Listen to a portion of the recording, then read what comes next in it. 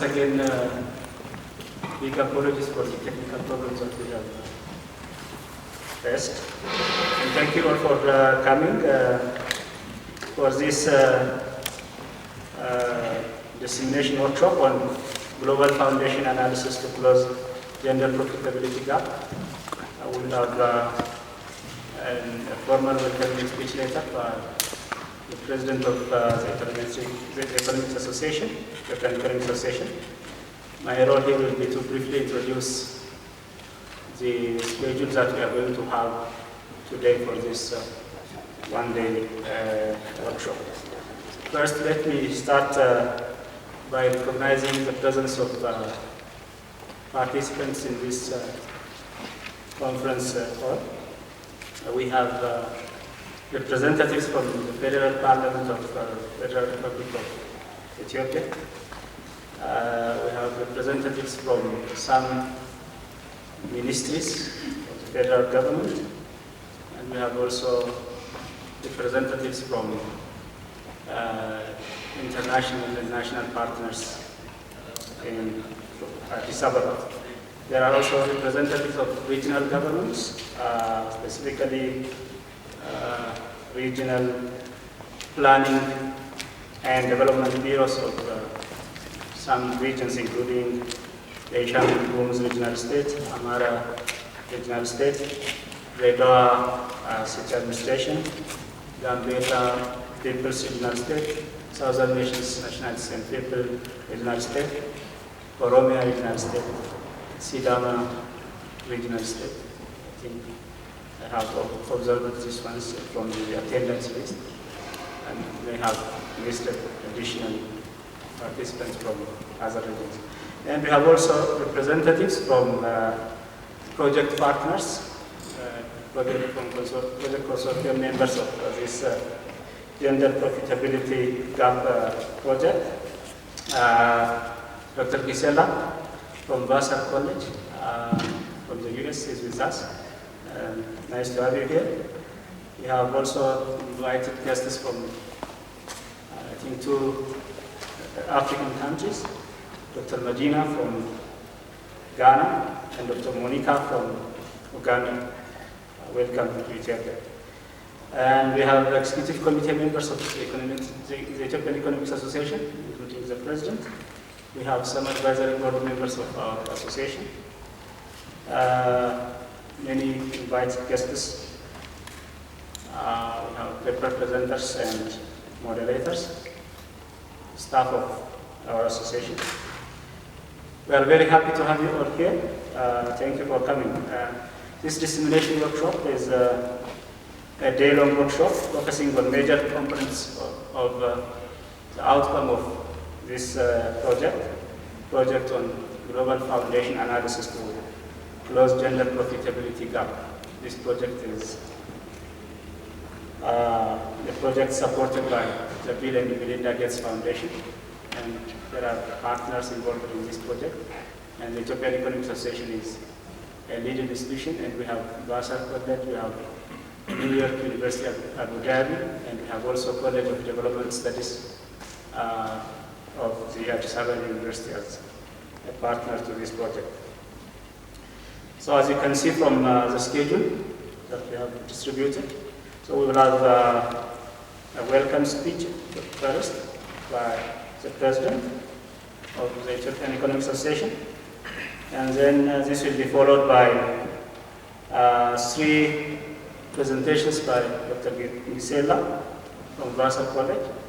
The presentations will be on global business and policy environment for women-owned enterprises at a global level, gender gaps in enterprise data and stylized facts, and on meta-analysis of the existing research and evidence on gender profitability gap. So this will be followed by Dr. Jagia's presentation on measuring the global costs of gender inequality. So the presentations that we will be having at least until the tea break are from the global component of the project. The project has 2 components, global component and national component. Then we will have a tea break for about 15 minutes. And after the tea break, we'll proceed with presentations on the outcome from the national component of the project. And the first will be a presentation by Dr. Addis from the College of Development Studies of Addis Ababa University on assessing gender equity among businesses in Ethiopia. And the second will be by Dr. Adam on gender profitability differentials. And then we'll have a discussion, a question and answer session. And we'll have lunch together here. It's the lobby area. Then after lunch, there will be 4 presentations. Again, these presentations will be focusing on the national component of the project. So we have review on women economic empowerment in Ethiopia by Mr. Bafkadu, and then another presentation on determinants of sustainability of women-owned micro, small, and medium enterprises by Dr. Asafa. And then we have women's employment and their empowerment by Dr. Matabu. And another presentation on poverty, food security, quality of work and participation in leadership among female employees in Ethiopia by Dr. Solomon. So there will be a tea break in the afternoon as well. Then finally we will have a discussion after the tea break, and we will have a closing remark at the end. So having said this, we will now move on to the welcoming and opening speech. And now invite Dr. Ambisa Tashoma, President of the Ethiopian Economics Association, to deliver his welcoming and opening speech. Thank you. Chief Executive for CEO of Ethiopian Economics Association. Good morning. Good morning. Just a short course in Amharic greetings. Yes, as Professor said, my name is Ambisa Tashoma. I am the current president of the association. It gives me great pleasure to stand here and welcome you all here to this grand hall of ours. I was also fortunate to be present at the launch of the research lab about 2 years ago. And as we know, the last 2 years, we have been through a lot. Despite those challenges, I think the research has been done well. The research team has been extremely busy. We all know research is a very tiring business, a lot of uncertainties. Will the results come, will the outputs come or not? Will the formula work or not? Will the data fit in or not? So there are a lot of uncertainties, but despite those uncertainties, we have, as Professor Augusto outlined, a very rich output from this research collaboration. EEA aspires to be the premier association in Africa, Center of Excellence for Economic Research. And these are the kind of research that actually contribute to that aim. We have really the culture, we have developed this culture of bringing high caliber researchers together in collaboration and generate quite a lot of findings that will inform the economic policy making in Ethiopia. And of course, in this case, beyond Ethiopia.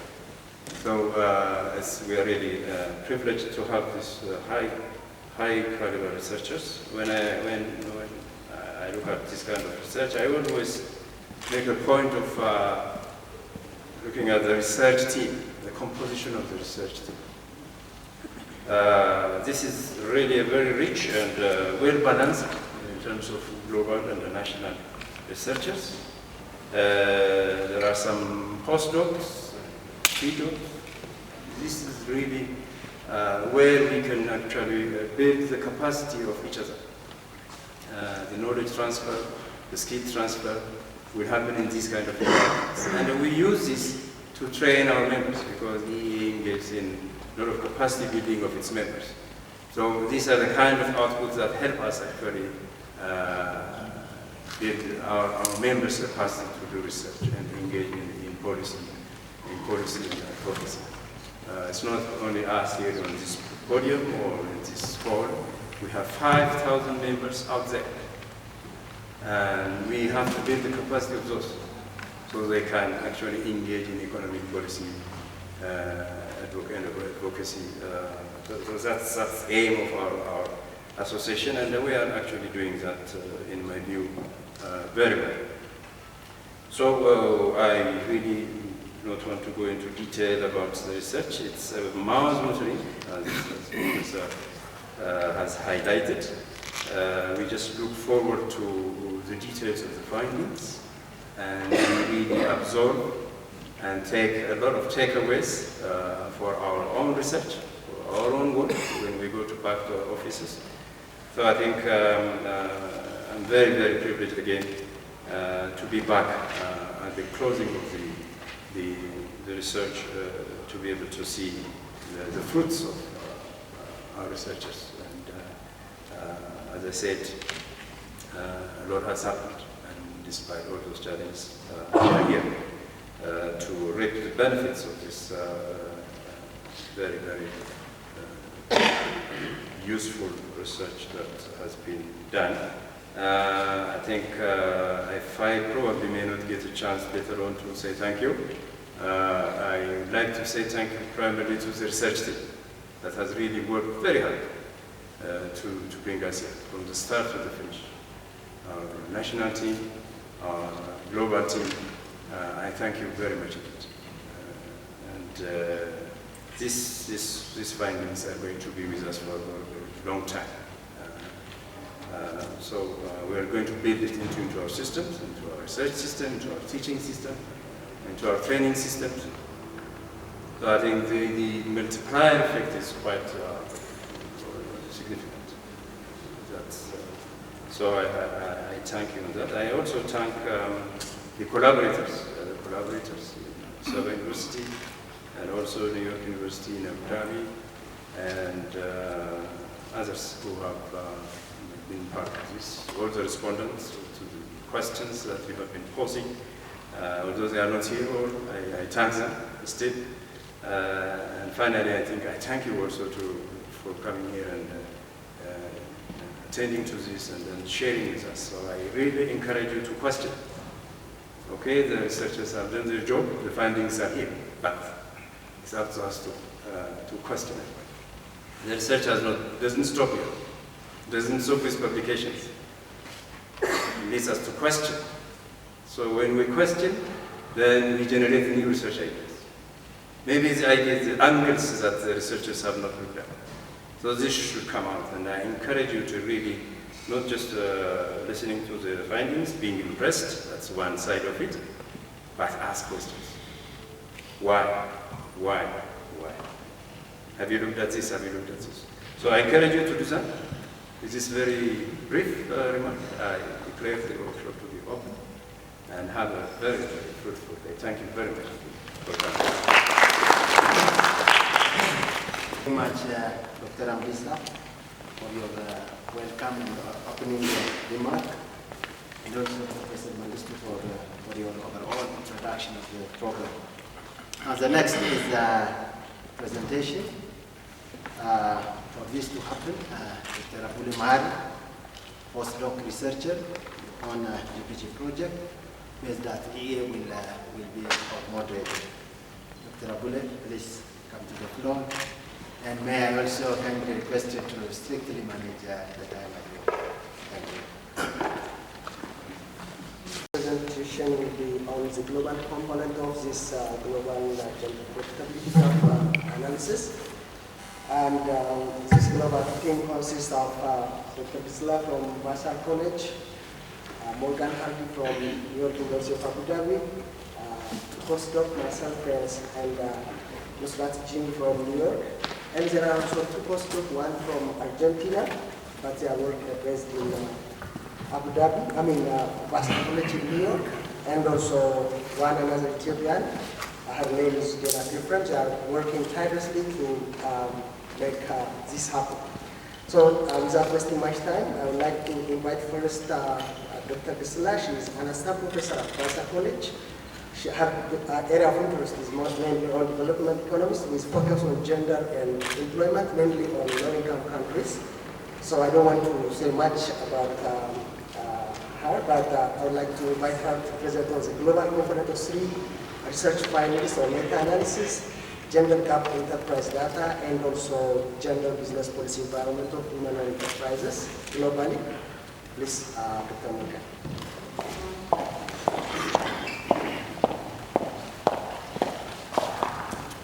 Everybody, thank you for having me. I'm excited to be here. Let me just make sure the slide. You want me to come back? Nice to be here. It's great to see you all. I'm excited to. There we go. Can you hear me now? Excuse me. I'm excited to be here and to share the research of the team today. I'm really excited though to hear the questions and discussions. So as you mentioned, right, the research does not stop here. We feel like we have some really interesting findings, but we're really interested in your all thoughts on where we can go from here. So without further ado, let me get started. So just want to introduce, as Abule mentioned, the team members. So I'm Dr. Dissemination. I'm at Vassar College, and Dr. Morgan Hardy is at New York University in Abu Dhabi, and we've been kind of the research leads on the global component of closing the gender profit gap. We've been working closely with Dr. Abule and Dr. Nusrat, and then supported by 3 amazing research associates as well, Dinah, Juan Pablo, and Linda. So please acknowledge all of these people. This research definitely could not have happened without everybody's assistance. Okay, so where I'm going to go today in terms of the presentation, and I just want to check the time. I have about 50 minutes. Is that correct? Okay. I'm going to cover 3 distinct parts, okay? So the first thing I'm going to cover is global stylized facts of the gender profit gap. So our team has synthesized a lot of data to try to come up with some global facts about this. The next thing I'm going to present is looking at the research that has been done so far, all of the existing literature on the gender profit gap. So this is our systematic meta-analysis of existing literature. And then lastly, I'm going to conclude with our findings looking at laws and policies from different countries around the world. So we use a data set that encompasses 190 different countries and look at all of the laws and policies that women business owners face. Okay, so that's where we're going today in terms of the three outlines. So to start us off in terms of why are we interested in the gender profit gap? So understanding, right, the economic empowerment of women is absolutely crucial to any country's path towards development. A common phrase is the gender wage gap, right? This is the difference in wages or salaries that men and women get paid.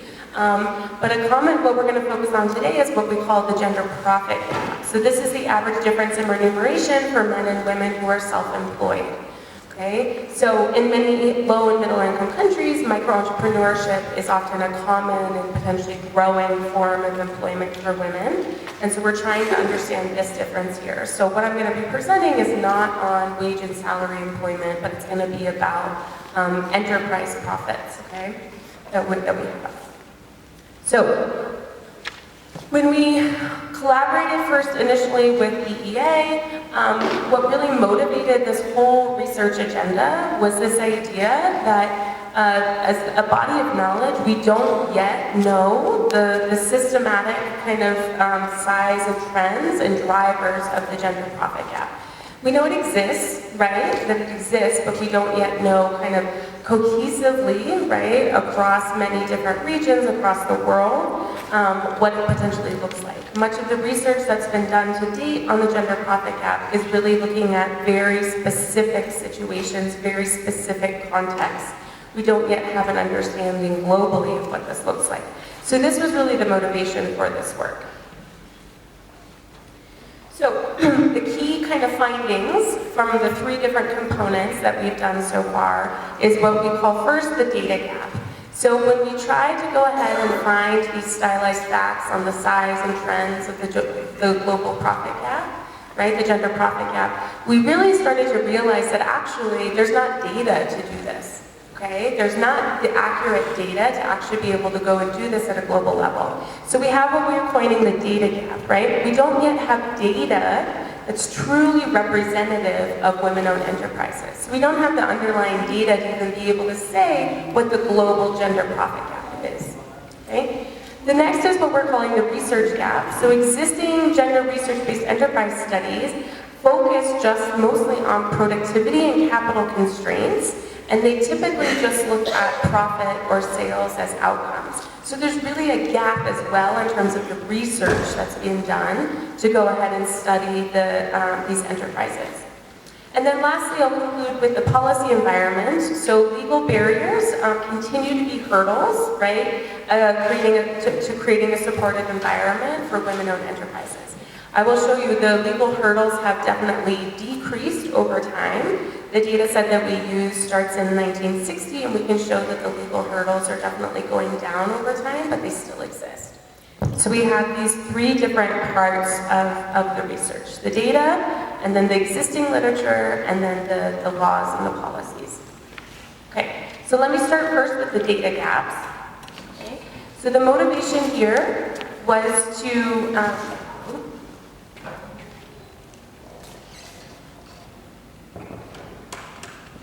I'll just talk while you can't see the slides.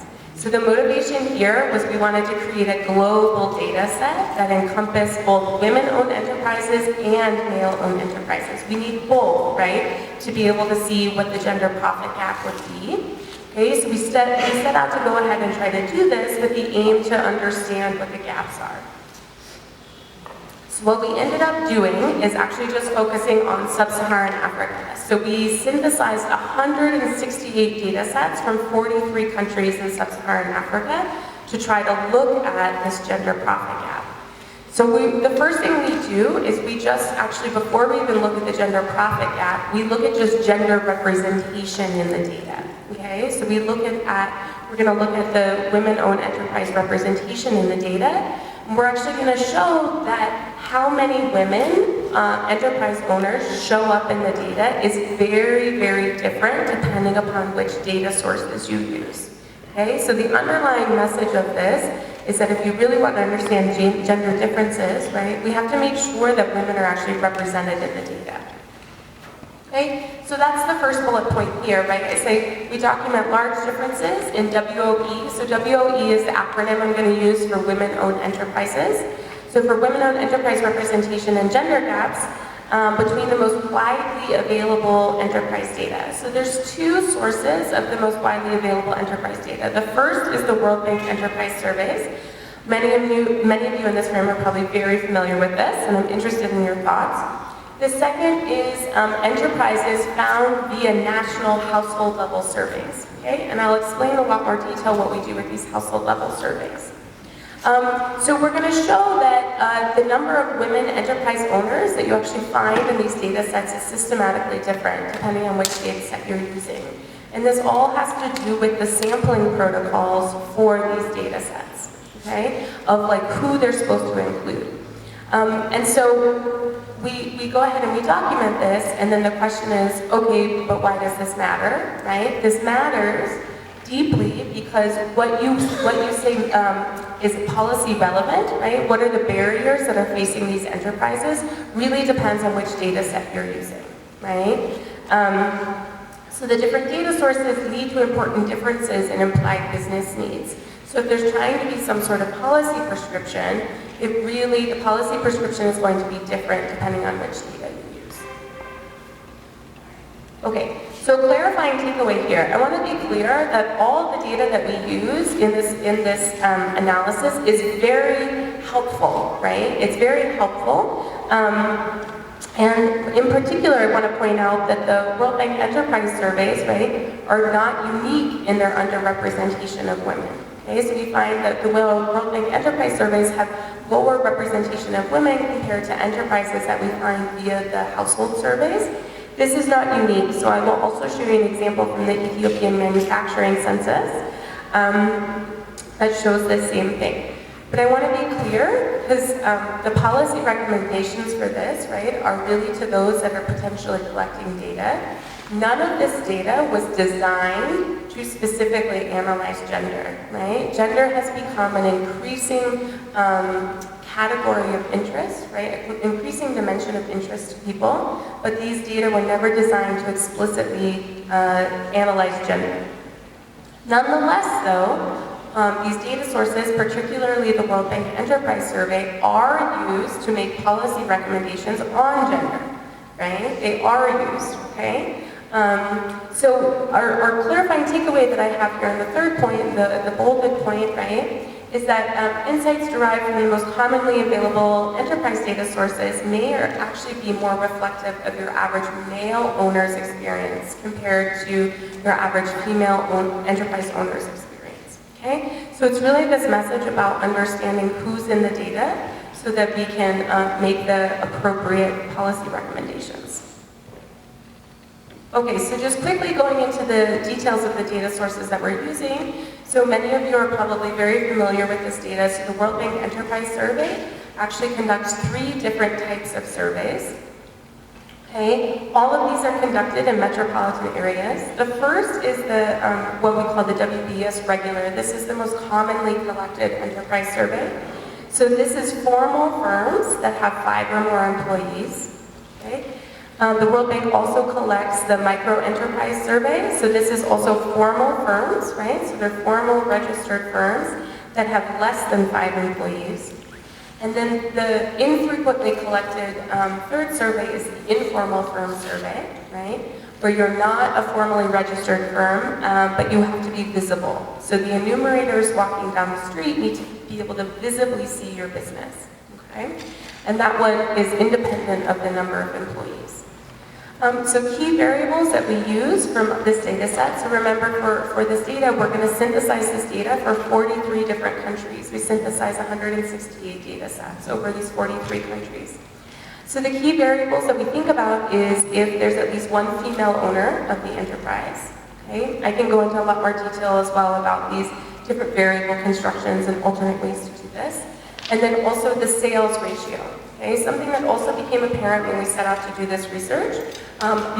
These commonly collected enterprise data do not have information on profits. Okay, so sales is going to be the best we can do in terms of comparing an outcome of a business, female-owned business to a male-owned business. Okay, so we look at the sales ratio. The next thing that we use is these multi-topic household surveys. Okay, so these are household surveys that are representative of a whole country, right? And many of you have probably used these as well. So many of these have actually survey modules on non-agricultural enterprises, right? That are associated with the household. So basically what we do is we take this data and instead of having it at the household level, we flip it to now be at the enterprise level. So we now create a list of enterprises that are associated with a country, right? That we find via this data. So we link all of the enterprises back to the owner, so we can get the gender of the owner of the enterprise, and also the enterprise information, if it's the sales, and then also where they're located, urban or rural. Okay, so I'm going to show you a series of pictures. These are scatter plots of what we're graphing here. So on the x-axis is time, okay, so we're going to use data post-2005. On the y-axis is if there's at least one female owner for the firm, okay? So each point here is a scatter plot. So each point here is a data source, right? So for example, in 2009, you can see there's a point GHA for Ghana, right? So in 2009, this is for the household surveys. So this is for all enterprises that are found via the household surveys. Right? What we're graphing here is the average women enterprise ownership, right? So you can read the y-axis is like the percent of the enterprises that have at least one female owner. Okay, so you can see for enterprises found via the household, right, around 60% on average, 57% on average have a female owner. Okay? Now I'm going to compare this to if I look at the World Bank Enterprise Survey data. Okay, so this is, I'm just going to show you the pictures here for the regular World Bank Enterprise Survey data. I'm happy to talk about the micro and informal later. But the first thing you can see here is there's a lot more data points. Okay, so there's a lot more points. So there's a lot more data collected from the World Bank Enterprise Survey, the regular one. The second thing that you can see is that the average is going to be lower. So if you look at the World Bank Enterprise surveys, the enterprises found via that survey have only on average about 27% of them have a female owner. Okay, so we find lower female ownership representation using the World Bank Enterprise surveys.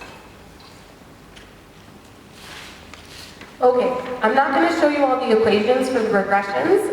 Trust me that we did them. I'm happy to show the paper. Okay, I'm going to show you some coefficient plots. That's going to map out the point estimates from the regressions. Okay, so what I'm showing here, the red line, is the average female ownership representation for data found via the households, so from enterprises found via the households, and then you can see the point estimates for the WBS regular, the WBS micro, and the WBS informal.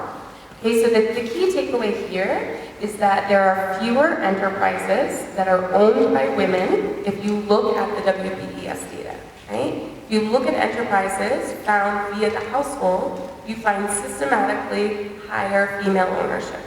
Okay? That's the big takeaway here. Okay? I can also show this using the Ethiopian manufacturing surveys. Okay? So many of you are probably very familiar with this data as well, right? So this is the manufacturing firms in Ethiopia. The sampling protocol for this is that you have to have 10 or more employees, and it has to be power-operated machinery. So what I'm trying to show you here in the different kind of colored bars here is the manufacturing census is in the darkest gray, and then I have the WBES looking at only manufacturing firms in the light gray, and the white is the WBES for all firms. So what I'm showing you here is actually in the Ethiopian case, looking at the manufacturing census, you find similar levels of female ownership to the WBES data. Okay? We think a lot of this, right, has to do with the sampling protocol, right? So to even make it into the Ethiopian manufacturing census, you have to be a formal firm and have 10 or more employees. Okay, so the key takeaways, right, is that the World Bank Enterprise Survey data yields systematically lower women-owned enterprise representation compared to estimates obtained from the household surveys, right? Using regression analysis, we're able to put in year fixed effects, country fixed effects, all sort of different characteristics, and I can tell you that that's not what's driving it, right? It's not the fact that there's something unique about Ethiopia or unique about Ghana. That's not what's driving it. And I showed you, right, this gap is not unique to the World Bank Enterprise Survey, but is also seen with other surveys that have similar sampling protocols, right? Similar kind of restrictions on who even makes it in the data.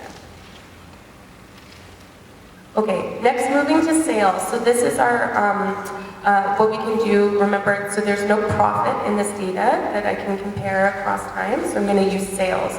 So this is a similar scatter plot, right? So I have X on the time axis, or sorry, excuse me, X. On the X-axis is time, right? Each point is a data source, and the Y-axis now is going to be the female to male sales ratio, okay? So if the Y-axis was 1, that would mean that on average from a data source, women-owned enterprises have the same sales as male-owned enterprises. Okay, so this is just a ratio here on the y-axis. So here you can see from the household data, so enterprises found via the household, the sales ratio is on average about 60%, an average of 0.59, right? So on average, women-owned enterprises make about 60% in sales compared to male-owned enterprises.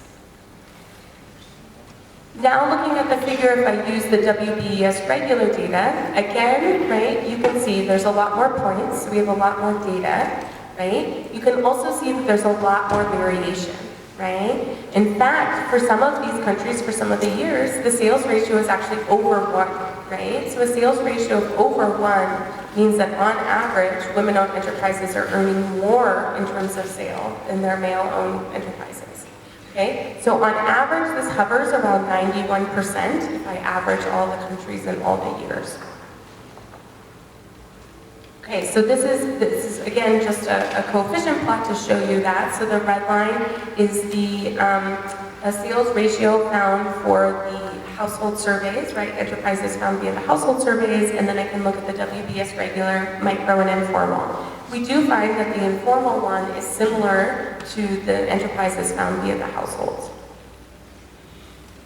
Okay, so the key takeaway here, right, is that female and male businesses in the WBS regular and WBS micro report almost equal sales, right? So if you were just to look at a gender gap and you only use the WBS regular or the WBS micro data, there is no gender gap, right? It's very close to 1. You don't see a gender gap, okay? In contrast, if you look at enterprises found via the households, you're going to find a substantial gender gap, right? Here you see a gender gap, a ratio of 0.59, okay? Again, the regression analysis is all kind of inclusive of year fixed effects and country fixed effects to account for any unobserved differences.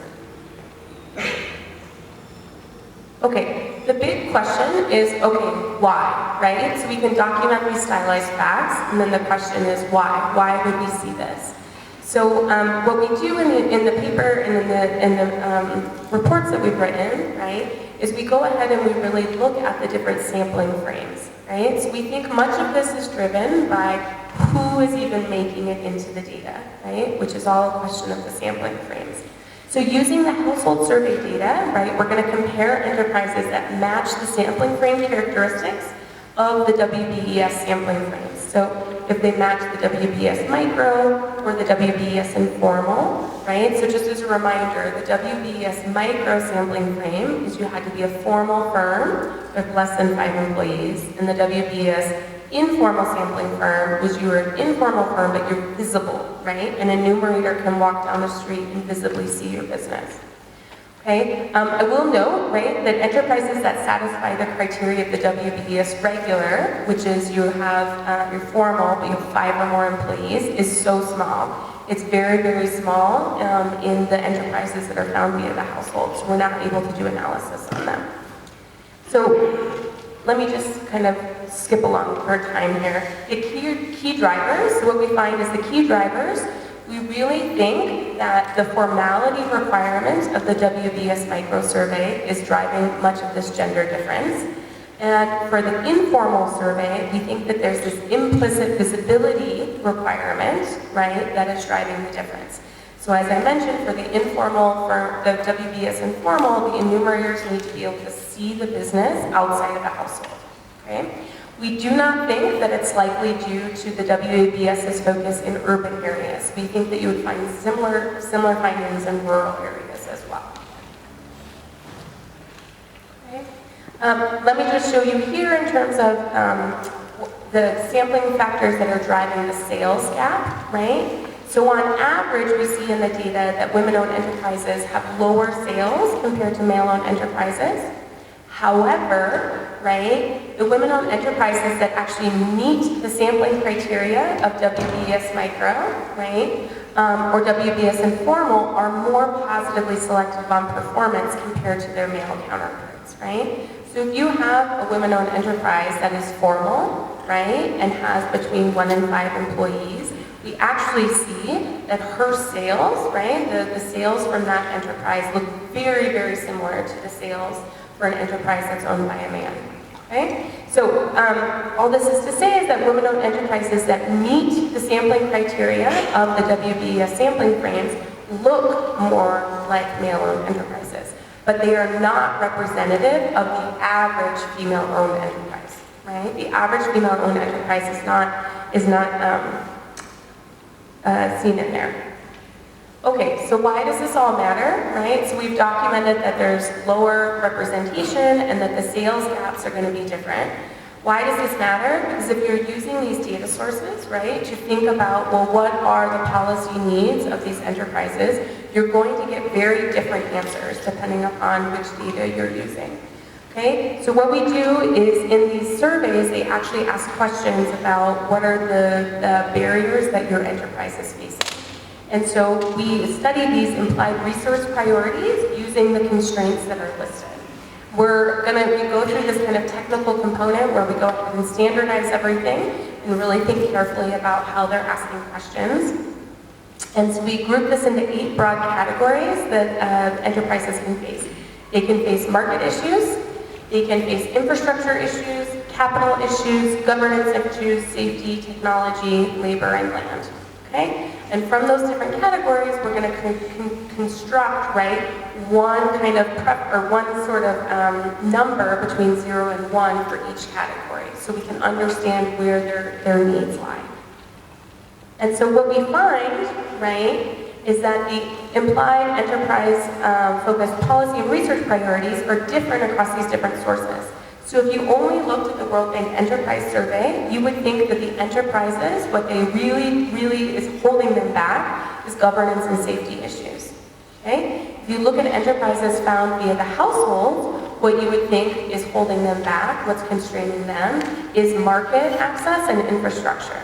Right? So this is just an example to say that we need to be really careful when we're looking at data and kind of like making policy recommendations about who's in that data, because it's going to have very different implications for what people are caring about. Okay? I will say as well that there's the differences are driven both by the difference in sampling protocol, but also in the differences in how questions are asked. Okay, so it's also, there's different ways that these surveys ask questions, and then there's differences in who's actually in the surveys. So we go through this kind of technical component of the report, and we show that it's actually driven by both. Okay, so just to recap, right, this is the first part of the global analysis component that we've looked at, and this has been kind of the data part on women-owned enterprise representation.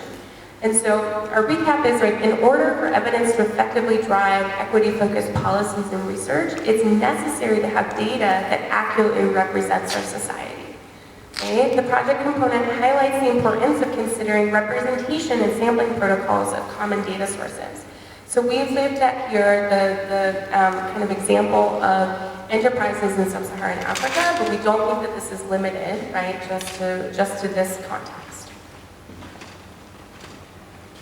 Okay, so where do we go from here? So all of us typically fall into 3 categories, and maybe we fall into multiple categories at the same time, right? It's not exclusive. So for data collectors, right, the real takeaway is that your sampling and measurement decisions can have big consequences, right? It has big consequences for the usefulness of, say, looking at gender within the data, okay? You need to be aware of who you're actually including in the data. For data users, for those of us that use data kind of as secondary users, right, we need to be mindful of the sampling and measurement decisions that are made by the data collectors and what implications that has, right, for the appropriateness of that data source to the research question. Right? The bottom line is the data source, right, appropriate for the research question?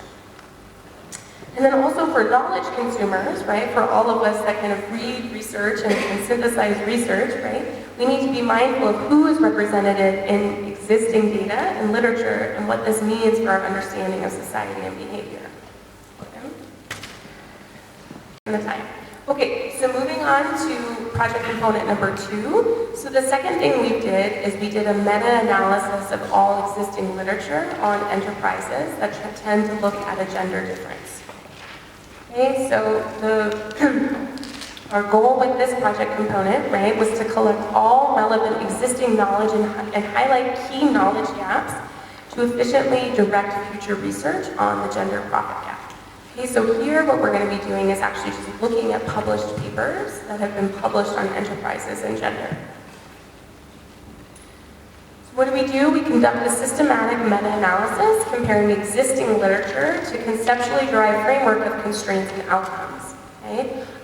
What we do is we identify and analyze 115 studies that have gender comparisons in different enterprise outcomes. Okay?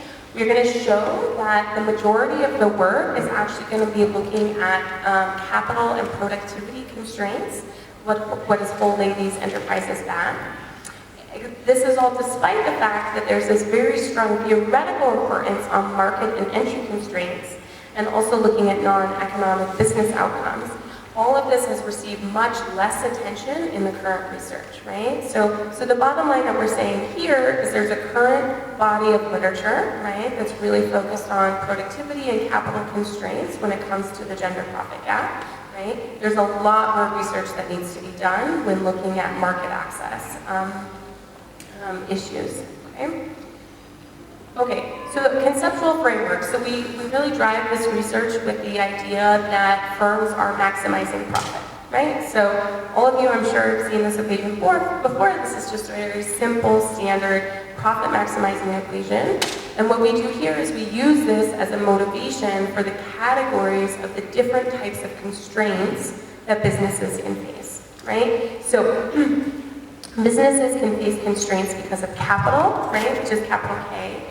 Potential differences and constraints into these 5 major categories. So capital, as I mentioned, labor is a category, productivity is a category, market's a category, and entry constraints, right? So when thinking about the gender profit gap, there could be really 5 constraint categories for reasons or drivers of the gender profit gap. Okay, so this is just our theoretical framework. Then, right, so we want to think of the outcome variables that existing research has focused on, right? Thinking of like, how are they measuring how enterprises are doing? So we're going to classify these business measures into 3 major groups. One is firm performance. So this is looking at financial performance, right? Looking at sales, looking at revenue, looking at profit, etc. Okay, non-financial firm performance and subjective performance. And then also looking at firm input factors. Thank you. And then thirdly, looking at subjective well-being of the owner. Okay, so those are our 3 categories for the outcomes, right, that research is focused on. So research has focused on 5 different types of constraints of what is potentially holding back women enterprise owners when thinking about the gender profit gap. And these are the different ways in which they're measuring how a firm is doing. Oops, sorry, wrong computer. Okay, so we use a systematic multi-stage sampling methodology here to go ahead and actually find all of this research, okay? So this was quite an involved process. So what we did is we actually pulled all available online articles from the top 500 journals. And then we're going to flag, right, different papers in all of these journals based upon keywords. So we're really interested, right, in enterprise work that has a gender component. So firstly, we flag all of the research that has enterprise keywords in the title or abstract. And then we're going to further kind of flag gender words that to see if they focus on gender studies. Right? And then lastly, the 4th thing we do is for a specific research paper, we're going to identify whether or not it's a theoretical paper or it's an empirical paper. Okay? What we're really interested in is more empirical research. Here's just a quick sampling tree to show you kind of the breadth and the scope of how this particular component has done. So the very top node there, you can see is enterprise level studies. So we initially downloaded and scraped 109,000 studies, okay, to go ahead and look at this, right? And then from those studies, we're able to pull keywords from the titles and the abstracts, okay? I won't go through the rest of the sampling tree, but basically what we're looking for is we're looking for studies that had to deal with enterprise, and they had to deal with gender, and then we also are focusing on empirical ones that are in specific regions. So what we ended up doing is we identified approximately 3,000 empirical gender-based enterprise studies across regions and income groups over time. What I want to show you here in this bar graph is that the vast majority of this research is done in high-income countries, okay? It's done in high-income country contexts. That's what I'm showing you here. On the left-hand side is the number of studies in high-income country contexts over time. You can see low-income country context is very, very small, right, compared to the high-income country context in terms of the number of studies. For our final sample, what we're going to do is we selected 354 articles. We're going to focus on low and middle-income countries, right? We then kind of did a preliminary read of those to see if it had a true gender-based comparison. Our final sample for this meta-analysis is 115 articles that have the gender-based comparisons. Today's analysis that I'm showing you is on a random sample of that 115. We're still finishing reading some of them. So the key findings from this meta-analysis, right, is that the majority of the existing gender-based enterprise studies, right, from low and middle income countries are going to focus on enterprise productivity and capital constraints, right, and then look at financial measures of firm performance, right. Market and entry constraints and non-economic business outcomes are not studied. So this is to say that these areas are very ripe for research, right? A lot more work needs to be done to understand entry constraints, to understand the market, and then to also look at potentially non-traditional outcomes of how a firm performance is, right? What are other outcomes, say, besides sales, besides profit, that we can focus on? So let me just show you a couple of quick pictures that show what I just said in words, right? So this is the existing literature. These are the 5 different constraint categories: capital, labor, productivity, market, and entry. And you can see, right, that the vast majority of studies are going to focus on capital and productivity issues.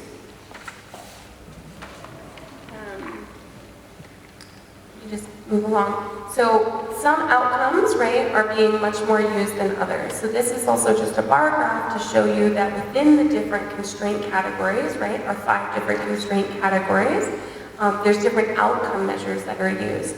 So the black bar there is going to be our firm performance measures. This is very typically, this is sales or profit that they're looking at. So this is the most common way existing research studies are evaluating firm performance, right? Is actually looking at these kind of financial measures of firm performance. Okay, so gender-based comparison of these business outcomes, right, heavily depends on traditional financial performance as indicators. Things such as subjective business performance and subjective well-being are far less common. And as I've said before, right, capital and productivity are the most commonly studied constraint categories. Okay, so what's next? What does this mean, right? So this means that there's high value in research that can focus on understanding these understudied constraints, right? These understudied constraints such as market access, right? They're theoretically very potent, right? Very prominent, but they haven't received empirical work. Okay, this is especially true for these micro and small enterprises where the definition of success can be context specific and can really vary by the owner's gender. Okay? Okay, so moving on to the third component of the project. So the first component was all about existing data on enterprises. The second component was all about existing research, right, on enterprises. And our third component is really thinking about policies and laws that govern enterprises. Okay, we're going to look at this from a gender angle. So what do? We're going to look at the business and policy environment for women-owned enterprises. So one of the reasons, right, that gender-based inequalities and business opportunities are different can be because of gender discriminatory laws, right? So this can threaten women's economic inclusion, safety, career growth, right? And it can hinder the creation of female support of the business environment. So understanding these gaps, right, in the law and policy environment is important to promoting pro-gender research and policy discussions. So the data that we use, right, is we're going to use the World Bank's Women, Business, and Law data set. I'm going to give it the WBL acronym, right?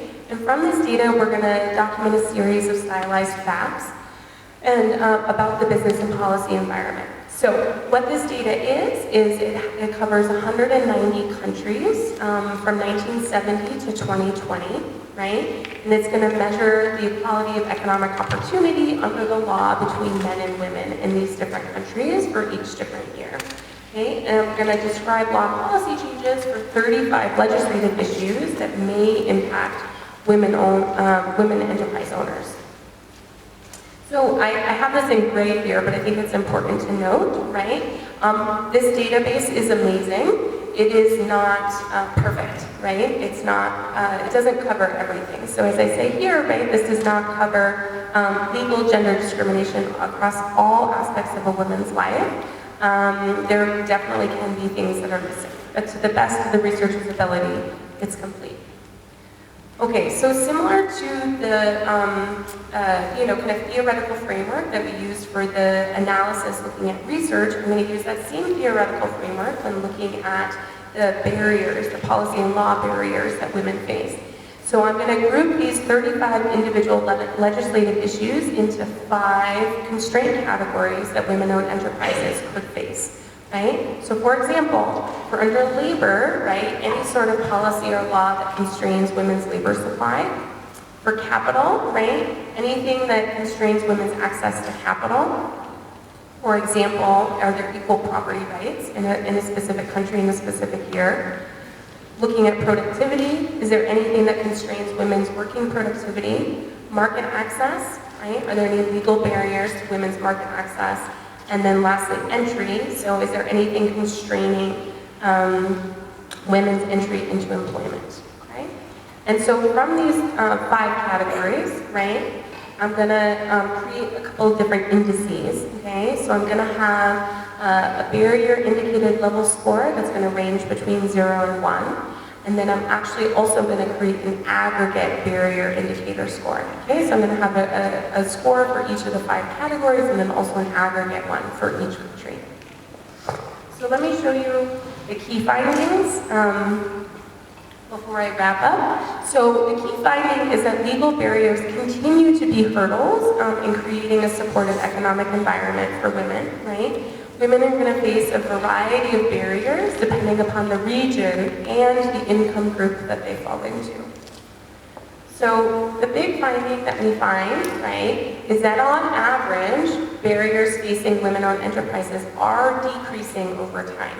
Okay, so here is a line graph where on the x-axis I have time, and on the y-axis I have the women-owned enterprise barrier score. So it might be a little bit hard to see, but the different dashes are representing the 5 different categories that I have, right? So the highest category in terms of all of these issues is productivity issues. But you can see for all 5 categories, it's decreasing over time. Okay, so there's good progress on removing legal barriers that women-owned enterprises have faced in the last 5 decades, right? However, the pace of the reform varies by category, okay? So productivity has seen the most improvement in terms of removing barriers for women, okay? Market access and capital barriers, despite relatively lower initial scores, did not show much improvement over time, right? So this suggests that countries, right, may just be displaying differing degrees of resistance to granting equal legal rights to women in these different groups, in these different categories. Okay, stylized fact number 2 that I'm showing you here is this is the same graph that I showed on the previous slide, but now it's broken down by different regions of the world, okay? So each sub-figure here is for a different exclusive category of countries, okay? So you can see in category C there is all the OECD countries, okay? And then in category G is actually all the sub-Saharan African countries. So the scale on the y-axis is the same for all of these sub-figures, so it's a kind of nice visual representation of how the different areas are comparing over time, right? And you can see there's large differences, right, in terms of how different regions of the world are progressing in terms of removing some of these barriers that women enterprises face. Okay? As I just said, the OECD and LAC countries are going to show a constant rate of decline in barriers, right? Sub-Saharan Africa and Europe and Central Asia are going to show a rapid decline in the barriers, especially in the early 2000s and onward. The MENA countries shows a much slower decline over time, right? And then, I don't have time for it today, but we also look at the decline in barriers by different categories of high-income versus low-income groups as well. Okay, so just to wrap up, because I know I'm out of time, The primary conclusions, right, from the global component of this work, looking at the gender profit gap, right? The first is our globalized stylized facts on the gender profit gap, right, is that we need to be data aware. We need to be aware of the data we're using, okay, to go ahead and even try to look at these issues. So we need to be cautious of the sampling and measurement decisions made by data collectors' implications, right? Insights derived from existing data sources on enterprises, right, may be gender biased towards, right, the more average male owner's experience versus the average female owner's experience, okay? And this is because of the sampling decisions, right? So if you require a firm to even get into the enterprise data set to be formal and have 5 or more employees, systematically you're going to be excluding a lot of women-owned enterprises. The second finding, our systematic meta-analysis of existing literature, right, is really highlighting that there's a need for new research to focus on understudied, yet theoretically important constraints, such as market access. Okay? Lastly, from the global business and policy environment, there's been good progress on removing legal barriers that women-owned enterprises have faced in the last 5 decades. However, there's room for improvement, right? And that varies regionally as well. Okay, I would like to wrap up there and just say a huge thank you to BEA for collaborating in all of this work, and then to the Gates Foundation for supporting this work as well. I'm really excited to hear any questions and feedback, and I also welcome any emails as well. Thank you so much.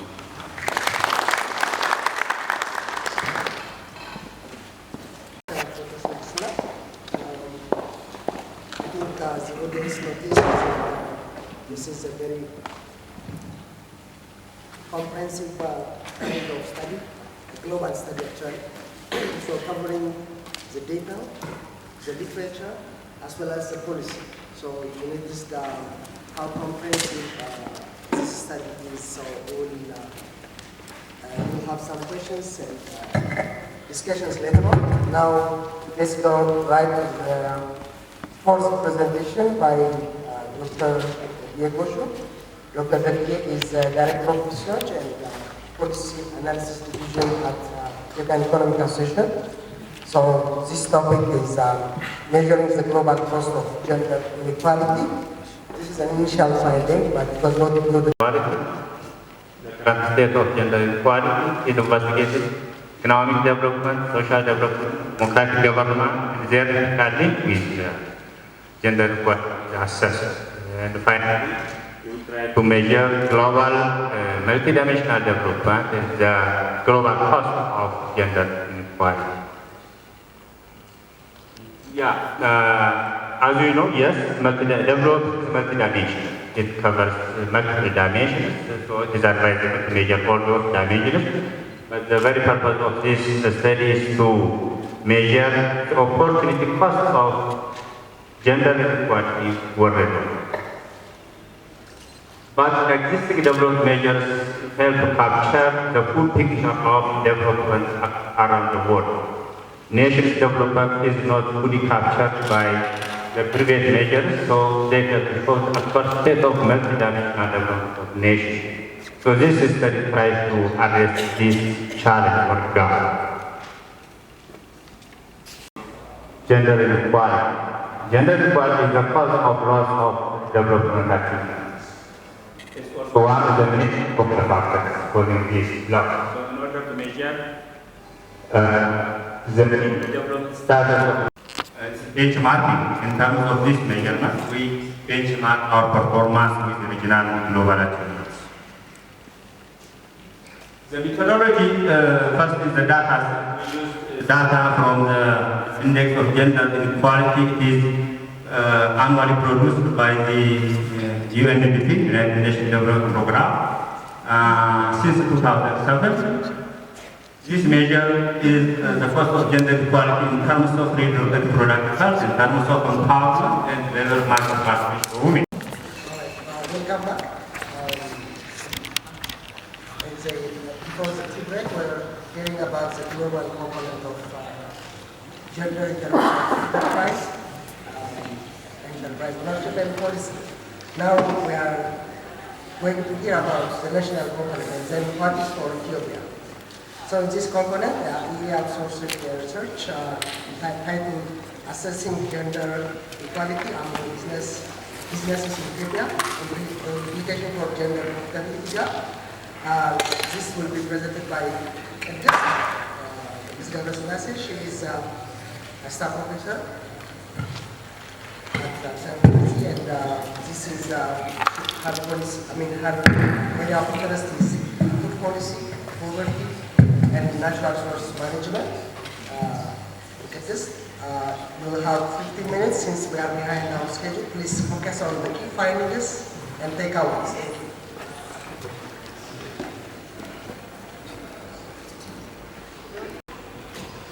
So I'm here to share with you the key findings of the assessment that we have conducted on gender equity among businesses in Ethiopia. We quickly walk through the background, like objectives and methods, and then the key findings and conclusions.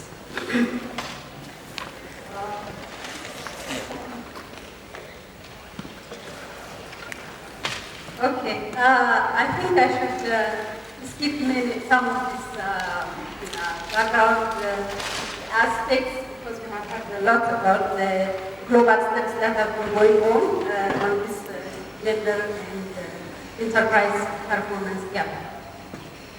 So, just to focus on the case of Ethiopia. In Ethiopia, women have a low share of labor force participation, and compare the situation between 2021 and 1999 based on the national labor force. And in terms of productivity and income or salary, hourly wages and sales, women, as you can see, have a lower productivity as compared to the male cohorts.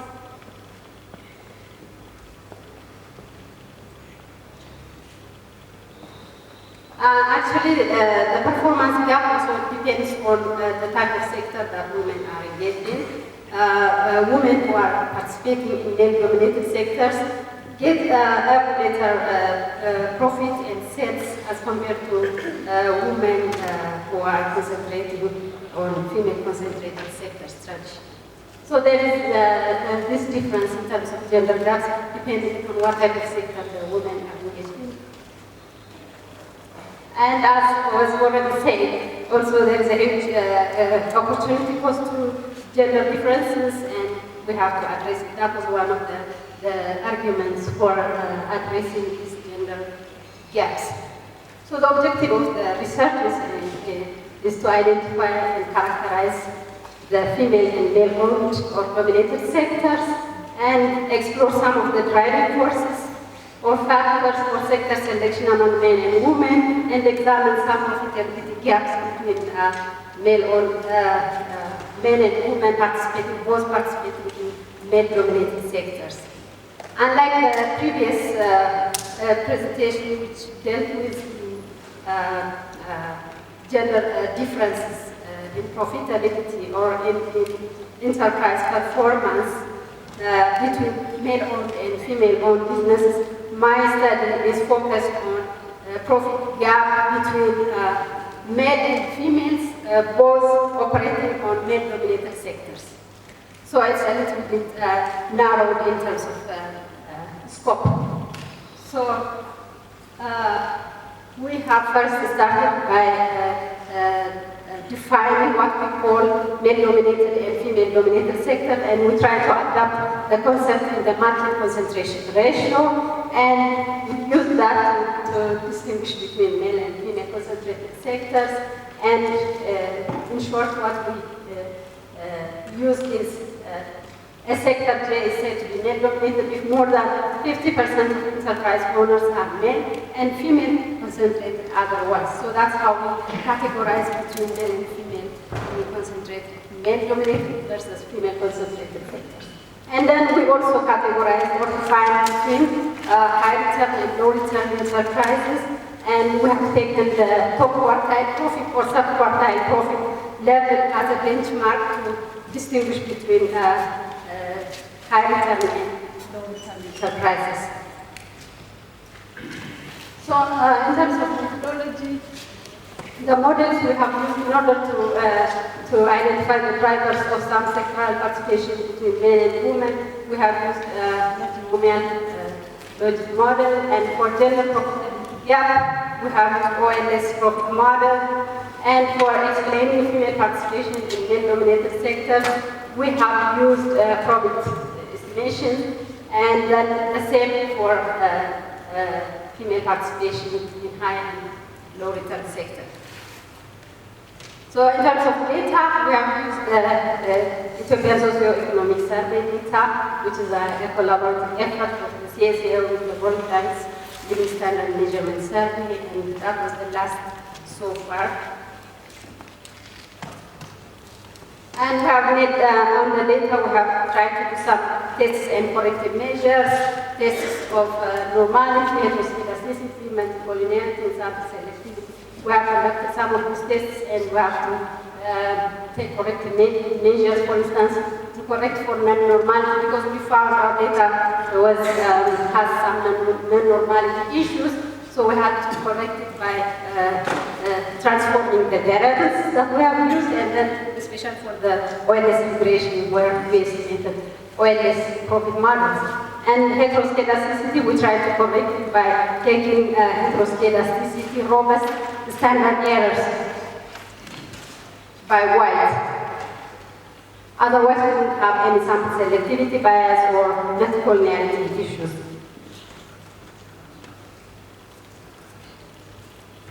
Just to give you some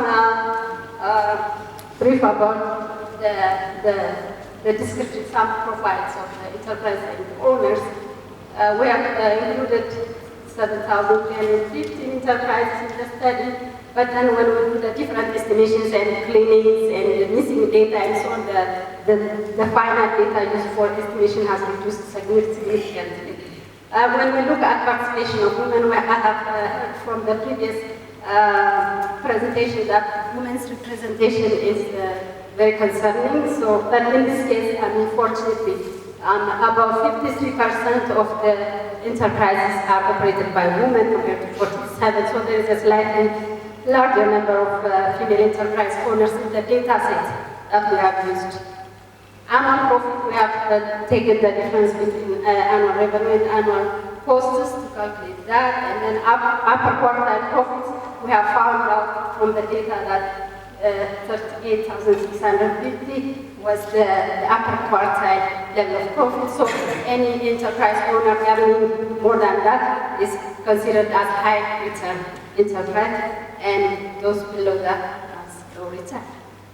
And in terms of a more aggregated distribution of male-owned and female-owned, female-concentrated enterprise in agriculture, in the data set, all of them are female-concentrated. In manufacturing, about 91% are female-concentrated. In the service-related enterprises, about 75% are female-concentrated.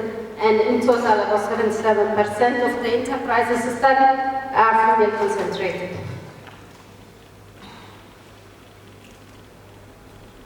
Just to show you the profit, the average profit for the enterprises studies, you can see that average annual profit or mean annual profit is for male-dominated sectors, it's about 50,877, and for female-dominated, female-concentrated rather, sectors, it's about 51,299 Ethiopian birrs. When we look at the OLS profit, we have included all the relevant variables. I have tried to show you the significant ones here, and the key point I want to make in this table is that the females operating in male-dominated sectors and males operating in male-dominated sectors, there is no profit gap between these two groups. So there is no significant profit gap between females and males both operating in male-dominated sectors. And the same with the high return sectors. We didn't find any evidence of significant profit gap between females operating in high return sectors as compared to males operating in high return sectors. So this finding is consistent with that of Campos et al. In 2018 for the case of Uganda. The only difference that they have from our finding is that they use unconditional sales. It's not profit for them, but it's sales, but it's also unconditional sales gap that they found. But the conclusion is the same. They didn't find any significant sales gap for the case of Uganda.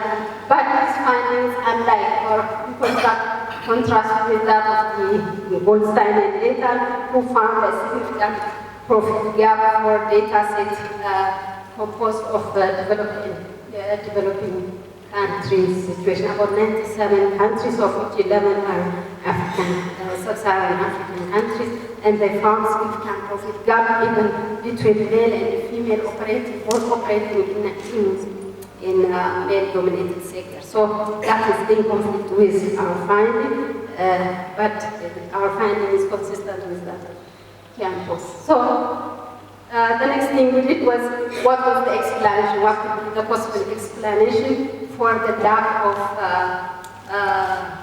significant profit gap between male and female enterprise owners, both operating in male-dominated sectors and those operating also in higher-return sectors. So what we did is that we tried to get some of the explanation for this situation from studying the characters or the peculiarities of the females participating in male-dominated sectors and females participating in higher-return sectors. So we tried to get some of the explanation from the estimation of the profit model of factors explaining females' participation in male-dominated sectors and in higher-return sectors. So this is what we have estimated as a profit model to identify the drivers or the main factors behind female participation in male-dominated sector. So what I wanted to show is that there are some peculiar characteristics for the women who are participating in male-dominated sectors and women also participating in higher-return sectors. So as you can see, females participating in male-dominated sectors have higher household size, or those with larger household size have a higher probability of participating in male-dominated sectors. And the same with migration. There is a longer duration of migration among this group of women who are participating in male-dominated sectors. And also, if we look at the factors which negatively affect females' participation in male-dominated sectors, these are some of the indicators of vulnerabilities of women. For instance, marital status, those who are single or female-headed, once due to divorce or separation, have negatively, or those kinds of women are less likely to be engaged in male-dominated sector. Similarly, women with female enterprise owners with children below the age of 5 are less likely to participate in male-dominated sectors, and other females with other family members also owning business have less likelihood of participating in male-dominated sectors.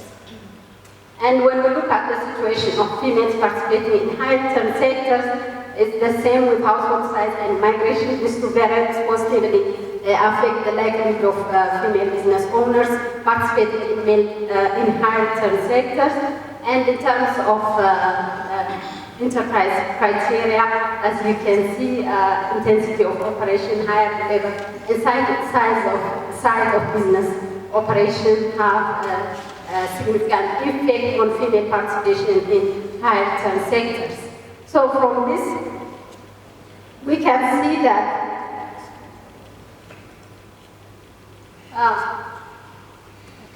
household characteristics like larger household size. First of all, household characteristics seem to be important for predicting female participation in male-dominated sectors.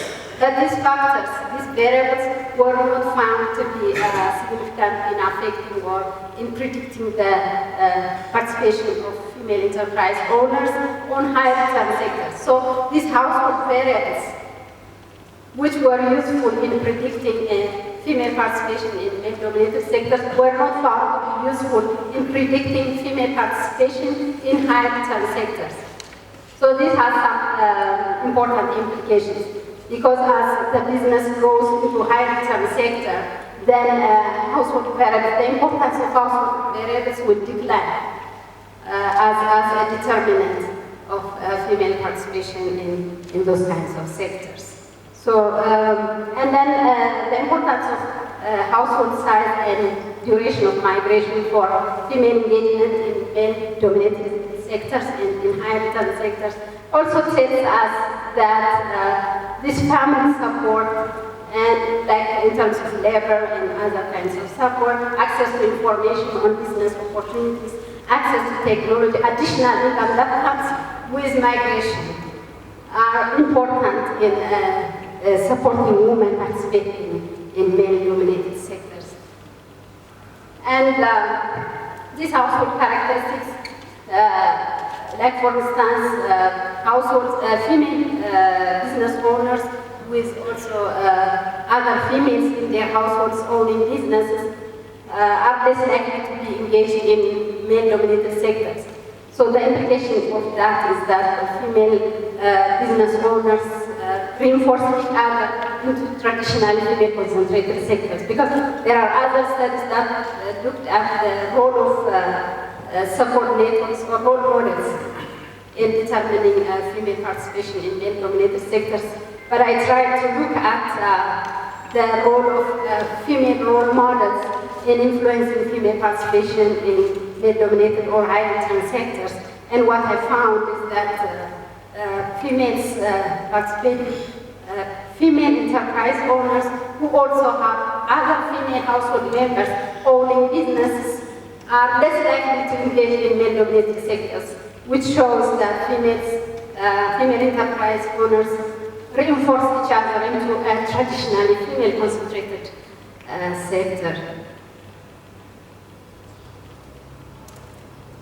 So, based on this, the other important point I want to make here is that as the business grows, the importance of these household variables, like number of children under 5-year-old, and being a widow or separated or single female-headed household, and other characteristics like having other female members in the household, owning businesses, all these kinds of household criteria or household characters will not be very important as the business grows into a high-return sector. And so enterprise attributes are becoming more important as the business grows to high-return or top quartile profit category. Just conclusion. Okay, I'll just conclude.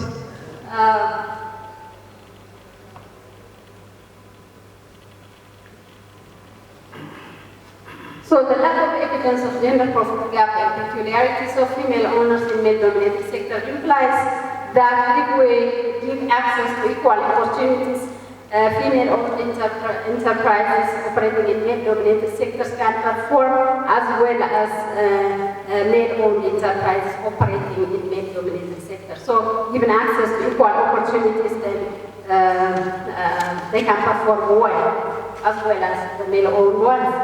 And having children below the age of 5 and being a widow or single-headed, single female-headed, and so on. These things become less and less important as the business grows, but at lower level of the business profitability, there is an importance to, the importance of care work. This shows the importance of care work in influencing business decisions for the women, because at lower level of business growth, this becomes very important in influencing female decision to participate in male-dominated sectors. So areas of consideration, as I said, if women are given equal opportunity, then they can perform as well as men, because we didn't find any significant difference between male and females operating in male-dominated sectors. So areas of equal opportunities could be in paid care services, support system in terms of information on business opportunities, and so on are important. Flexible labor arrangements and work premises are very important considerations based on our findings of the study. Thank you.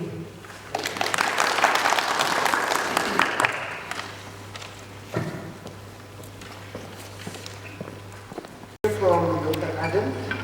Dr. Adam is a pre-doc under the GPG project. When he was hired, he was not a PhD holder, but he completed his studies. Now he's working with the GPG project. He's going to present on gender profitability differentials, evidence from Ethiopia. Dr. Adam, now 15 minutes, focus on his key findings to save time for discussion, because the discussions are the most important part of our forum. Thank you. I would like to welcome you all for this project, Dissemination Workshop. My focus is also on gender profitability differentials, gender profitability gaps, whatever we call it. And but my focus is on the LSMA survey. As you know, there are a number of surveys on different focuses, but comparing the LSMAs, the LMMI, and the World Bank Enterprise Survey, we found this one for our analysis. So women account for nearly half of all this human capital, and are equal ability to produce and an opportunity to advance the economy. You know that women's and men's potential underlying are the same. But you know, there are differences in gender, in terms of weight, in terms of cost structure, in profit, and in all other aspects. So it is important to understand the concept of gender, to unpack how different development processes affect gender outcomes, to see how much the gender gap affects the Ethiopian economy. This is the 2019 World Bank report regarding Ethiopia. Ethiopia loses an estimated $2.7 billion in economic growth each year as a result of gender gap in these sectors. And this is very big number. It accounts like 3 to 5% of the GDP. So if we maintain gender equality, this tells how much our economy is going forward. So Ethiopia recognizes the critical role playing in achieving the national development goals. This can be further, we try to see all the policies, the business and other environments in the descriptive portrait paper. So we know that there is a focus by the government, but with women's business ownership still is in infancy and fall far short of their potential. There is clear gender imbalance in terms of composition, ownership, and decision making. So despite the fact that the Ethiopian government focuses on this women rights, women equality, and so on, still there are gaps. This is one of the big indicators. And numerous constraints exist in Ethiopia that threatens growth and development and performance of women enterprises. These are the background conditions we know. So now you can support from stakeholders and from government in terms of recognition, protection, access, finances, skills, and resources to operate small businesses. We know that there are efforts. We can also mention this Bill Melinda Gates Foundation. It supports research, and there are other government and non-government organizations, but still it is not enough. Promoting women is a necessary condition for overall economic growth and poverty eradication. Policies emphasize the efforts to empower women in Ethiopia, even if they do not effectively reduce the country's existing gender development gap. Still, we have a huge men and women gap in cost, profit, and other aspects. So it is uncontroversial that the contribution and impact of women participation in GDP, employment, and foreign exchange earning is paramount. And creating job opportunities, make profit, boost economic growth, and profit, break the cycle of poverty in low-income countries. These are some of the positive roles that women can play in changing the Ethiopian economy in the near future. But there are problems. Women entrepreneurs are frequently involved in the informal and small businesses with low capital intensity, low skills, with limited potentials. Those are not the only problem is women on average have lower ownership, profit, income, wage and less favorable employment conditions that men. Even if there is a very big potential of women to grow, there are still these obstacles, bottlenecks for women in terms of they are engaged in household activities, in cleaning and take care of their children, inequality after retirement, underfunded social security benefits, and they are also vulnerable to domestic violence, despite their potential in the economy. Ethiopia laws, legal frameworks, and political development can't achieve their intended goals unless we are informed about women. Constraints, gender differential and costs in country to unequal participation of women must be investigated. One of the basic motivation of this study. In Ethiopia and in all LDCs, adequate data regarding women-owned enterprises are available. It is also mentioned in this presentation. Even if there are surveys, they are less informed, they are not for women. Surveys do not provide a clear picture of business ownership. This is also the implication we face in our research. We compare the World Bank Enterprise Survey, the Manufacturing Survey, and the survey, but we didn't find representation. Relatively recent interest in gender inequality has promoted new research into factors that influence gender differentials in farm characteristics and performance. So existing academic literature reviews of it based on work on farm barriers are broad in scope but pay little attention in general. So empirical evidence on gender differential is scarce. As a result, here our study is just to fill some tiny gaps related to that. At least we didn't find any research done on this living standard measurement study survey related to that. After all, we need some kind of a policy matrix which contains different intervention of women based on the research finding, based on the surveys we use, and so on. And I think AA will also organize that in the future in a series of policy briefs. So the goal here is to see specifically the magnitude and the determinants of gender gap based on the LSNS survey. So the significance will be, can be potential fill the gap by knowing the factors, the empirical literature. It can be used, as I said, and it can be one of the policy series in the policy matrix. So this is the conceptual framework. We believe that profitability differentials between men and women can be potentially affected by a lot of factors, and based on the list of variables, these are the list of variables which we found in the LSM survey, very relevant for women. So we categorize them into three as individual level factors, gender level factors, and firm level factors, which is also aligned with the literature. So we believe that all of this can potentially affect the profitability differences between gender, and the magnitude and the magnitude and the types of the values will be determined to the end of the day. So these are the variables we use. There are actually many more variables in the LMS service, but these are only the relevant variables we found in our research.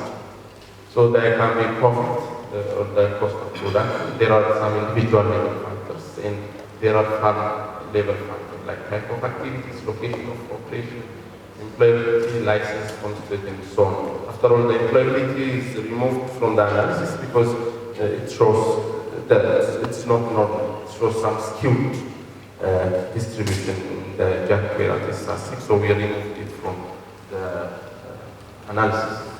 So multi-variable techniques were applied for the GDP in Ethiopia. So the first objective, this is in line also with the theoretical model presented by Silva in the first presentation. So we have the outputs and we have the costs. We have a given technology.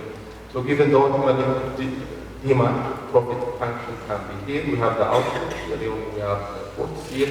That is the basics, that's the benchmark in our analysis. We have our outputs and we have the costs on the other hand. And we try to see what determines the things in the middle. So this is the basic point. The profit function can be a function of all these basic constraints. These are the potential basic constraints we find in the LSMS survey.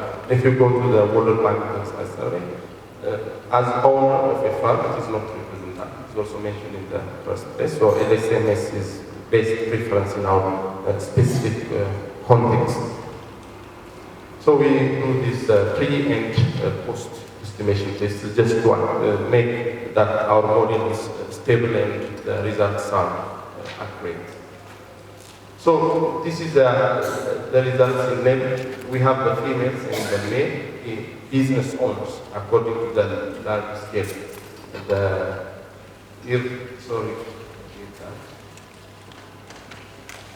So we use this, let's say, example of this non-farming comprised of 1,705. But the data was a bit messy, so we found a lot of outliers, a lot of skewed distribution, and a lot of missing values. So at the end of the day, we rely on around 800 observations. So if you do the regression, it automatically gives you the result for around half of the results, 800 observations. But basically, we use this one. Quickly going through the results. This is the nominal result of gender gap. The nominal result also shows differences between men and female. A significant mean difference between men and women of earnings in Ethiopia non-farm enterprises. Fewer opportunities to women to cross over into the male sector. The total factor productive, the technological disadvantages, and the low employment opening could be possible causes of gender profitability gaps. So these are some of the descriptive nominal results. Owning can be the primary source of capital for both women and men actually, but women are more reliant on credit as a source of income, which has implications. They have to repay the interest, everything, so that it affects their performance at the end of the day. More women own and operating businesses lack a legal operating license. This has also, most businesses owned by women are informal, which has also implication on their marketing, profit, and every performances. Women are being hit harder than male enterprise by resource and socio-cultural constraints. We classify the constraints systematically into three: as a resource, as infrastructure, and as a cultural. And women are hit by each act. Majority of the non-farm owned by women are located within the household place. Could be one of the possible causes of the market constraint. They are not located outside us promises. We have the location operation within and outside. Most women are located inside, which has also implication on the marketing. Difference in location of operation between men, women and men can result in spikes in sales turnover, profits, the experience as a source of knowledge, because if they are not located outside, the interaction to the outside world will be limited, which has also implication on their knowledge and also their network. They are less network. Women on large degree of proportion engage in commerce and service activities. Here the location of operation, based on the international ISO standard, we classify the type of businesses into 7, because the classification in the listening survey, it was like 18 classification, we systematically classified. But women are mostly focused on the commerce and service activities. Their participation in other technological or other related activities like construction, transportation are very limited, which also has implication. This might be vulnerable, this might be less vulnerable. We can say that. Women and men were more likely to be in this age group, so there is no difference. The test is not shows any differences. Age of enterprise demonstrates that firms owned by women are slightly likely to survive than women. This is for females, so they are more survivable than men. So by standards of industry differences, organizational structure, and the characters of their owner operators, business led by women were no more likely to fail than those led by women, given the disparity, the differentials. So women-owned ventures perform equally well as men-owned ventures when performance measures control for scale.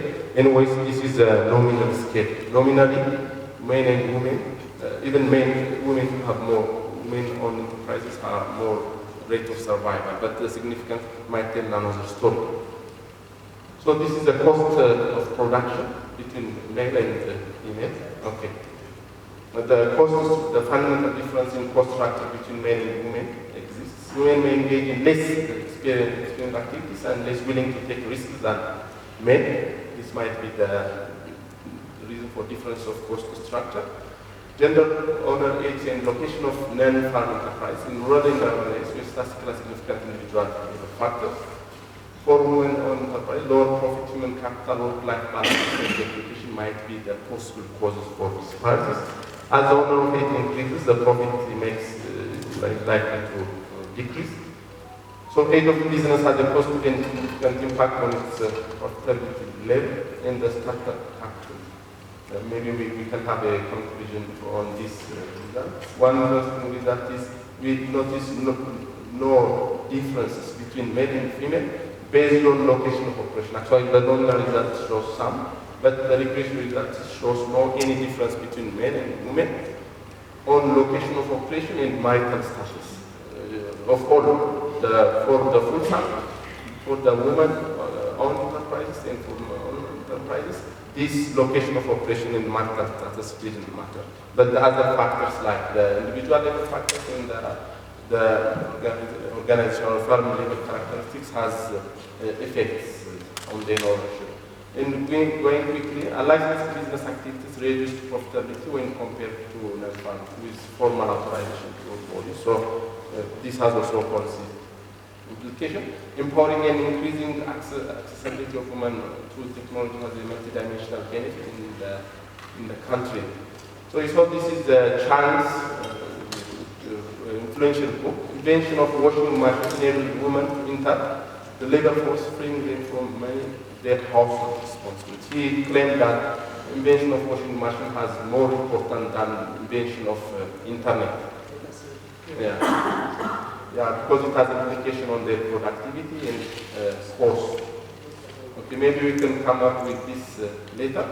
This is one of our last observation, the gender representativeness of Ethiopian LSMS data. So as I told, this is our base based on 1,735 sample units. But important non-farm enterprise variables are missing. We love to include like the union membership, the good producing industry, or otherwise the type of farming work and other important variables, but they are not there in the LSMS study and in other studies also. Due to data limitation, the sample size of the Ethiopian LSMS survey was reduced from 1,735 to 806 now. Missing variables with a skew distribution extreme low hang part are removed, which might affect the cost stability. So the LMS survey might be a little bit old, like 2018. Now we are in 2022. So the difficulties mentioned above related to the data might reduce the total number of sample information, and it also prevents us from making some other assessments like quantal approach, composition, and so on. So we recommend a large, comprehensive, and inclusive new survey addressing the aforementioned challenge. So coming quickly to the conclusion, this study compares men and women-owned enterprises within the non-farm enterprises covered by the LSMS survey, and discovers a robust differences in profits between genders in the non-farm enterprises. Fewer opportunities for women to enter the industry, total technologies and lower unemployment opportunities are causes of gender profit gap. Disparities in sales turnover, profit experience, knowledge transfer, and so on are also responsible factors. The difference in cost structure was observed between men and women. This might be because women are less risky. Gender, owner age, location of non-farm enterprises in rural and urban areas where such classified individual level factors. Low profit margins may be associated with these factors. So a separate analysis for men and women also conducted in some mixed statistical significance, which we believe we can make in the policy matrix. The options are significant. Nothing has been observed on for either women or whether the person is married or not, and depending on the location. So policymakers will not focus on that. So there were numerous limitations. This is my last thing. There were numerous limitations encountered while conducting this study, the things we mentioned related to the data and presentation issues. So the findings will influence future research to focus gaining a better understanding of some key factors and other important areas of intervention. So there are many researches conducted under this GPG, Gender Profitability project. So I recommend a a series of policy tools within a policy matrix that with different implication based on the data and so on. That is my last thing. Thank you. Thank you very much, Dr. Adam. So now, a good finding where there is no gender profitability gap in a significant profitability gap with Kekist. And then Adam is telling us from this side. Okay, 1, 2, okay, 3, 4, okay, 5. Let us have 5 questions first. Okay, let's I would like to really thank all the presenters for very insightful and very useful deliberation of the outcome of the research. My name is Vassar College. I'm a member of the association. I work with an organization called Oxfam in Ethiopia, in Ethiopia. My first question goes to Dr. Gisela. I think in your conclusion, one of the very inspiring moment and point that you mentioned is we need to be data aware. Very, very fundamental, because data is everything.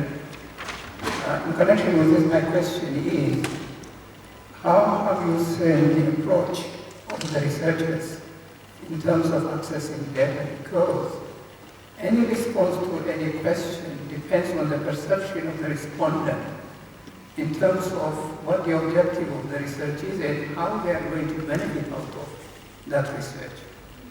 There are very practical examples whereby, depending on how respondents perceive, the response they give you will be different. They will feel that they benefit out of what is going to come. They tell you something that will benefit them. If not, the answer will be otherwise. So how has this research really addressed this kind of gap that may have influenced the outcome of the researchers' question? And my second question is to Dr. Gagi.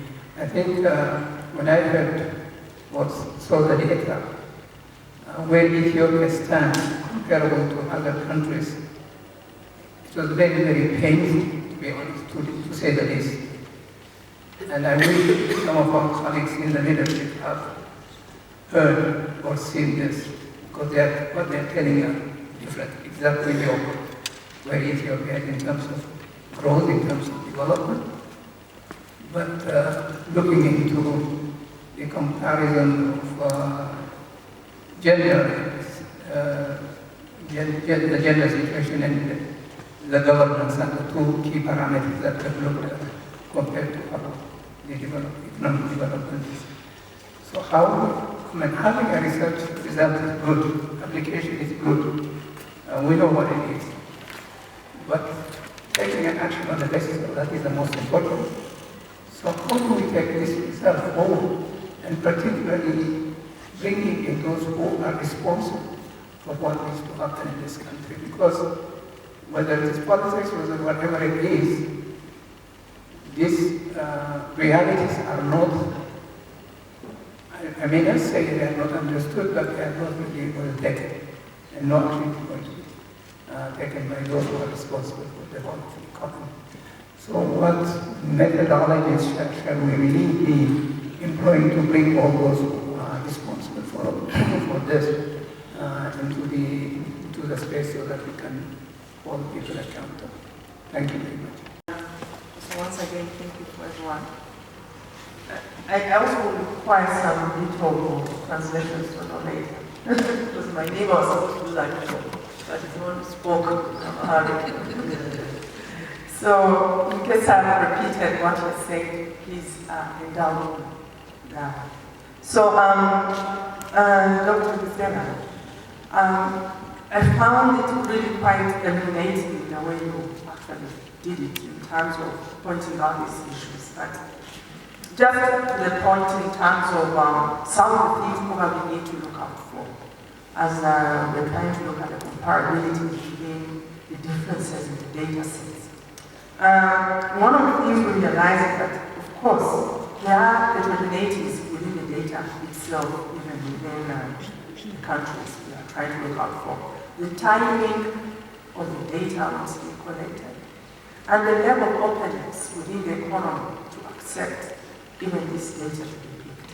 Because there's that level of even acceptability from the businesses to make sure they are liable to provide this information. So then when you also compound it with the differences within which when one bank collects data, to make sure it's comparable, you find some of the methodological aspects are not streamlined down to acceptability within even the national bureaus of statistics that you actually also give this data. So when you find these differences coming in, that the National Bureau of Standards, the statistics that within the country national levels are picking, kind of almost producing different results just with the same survey. Because of the underlying methodologies that probably World Bank is applying to ensure there is a bit of commonality in terms of analyzing these data sets. And so that level of country level differences that probably national level statistical bodies bring on board that probably World Bank is not. Then the other bit is the political economy within the institution, within our countries, to accept and produce what my colleague talked about, openness of this data. So you find you pick the data that the level of openness and political acceptability of those results becomes difficult. So do you see in any way that there is that level of compromise where there is political leadership massaging the data sets to make sure they reflect a certain level of outcomes as we are trying to do this analysis, the political angle of data collection and results. Then Dr. Gates,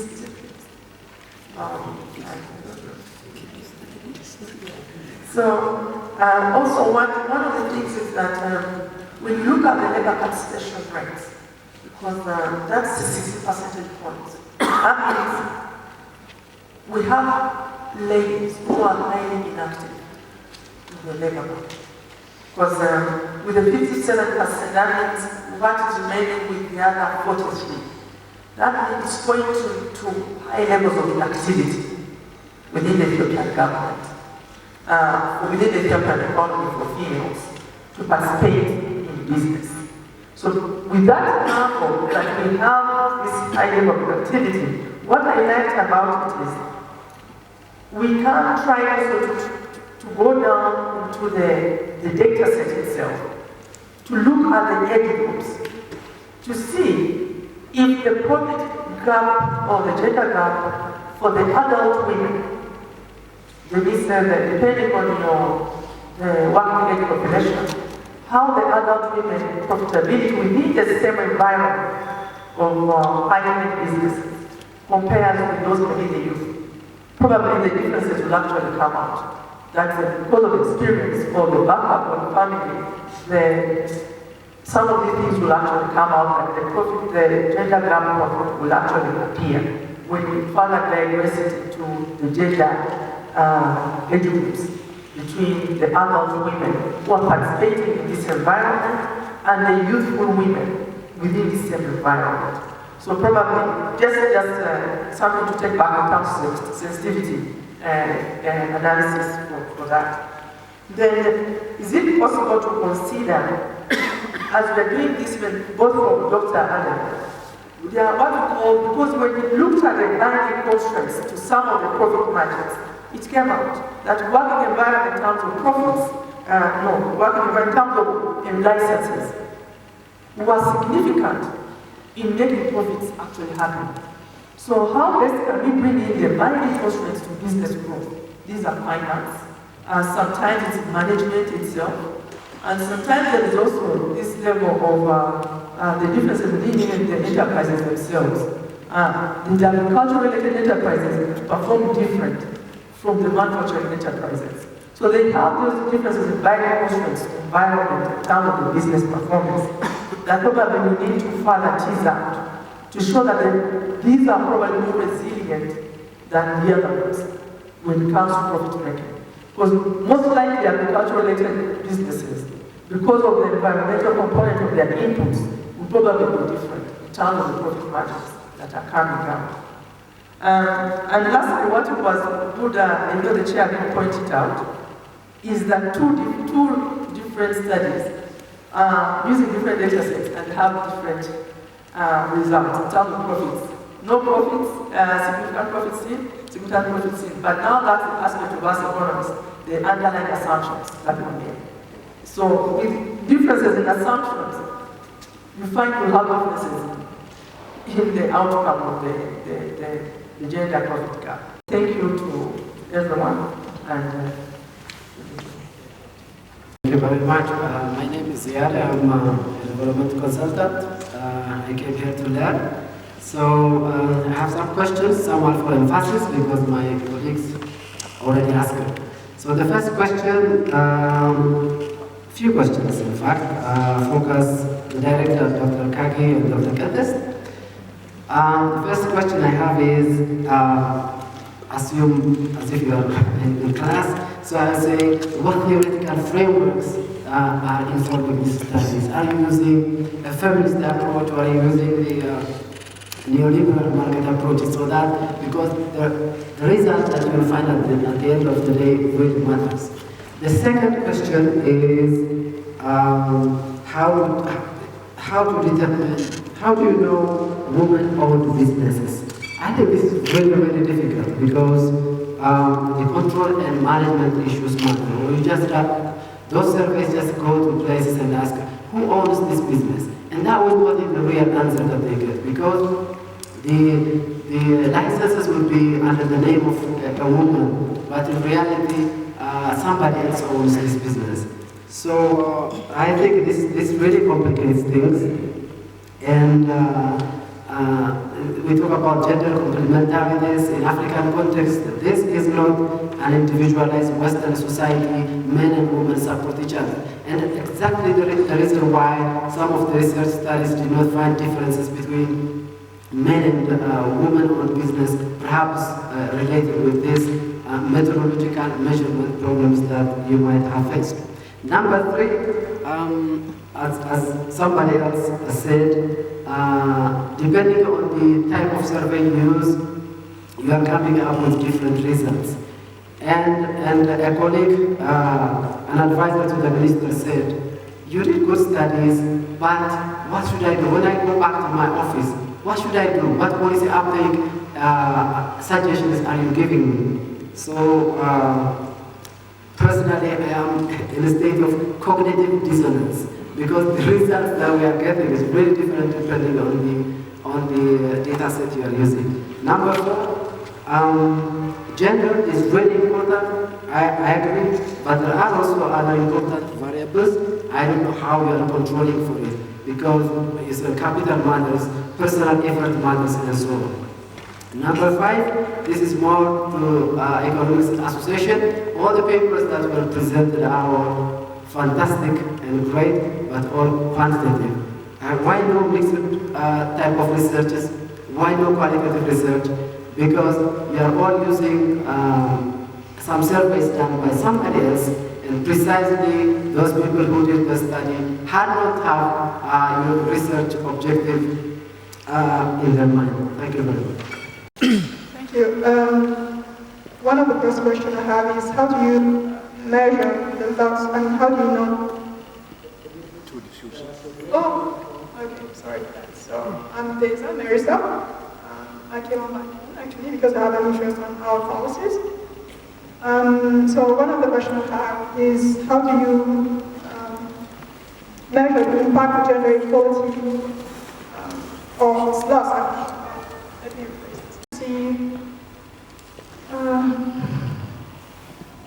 the impact of gender inequality among women, like among the private sector, etc., at the global level.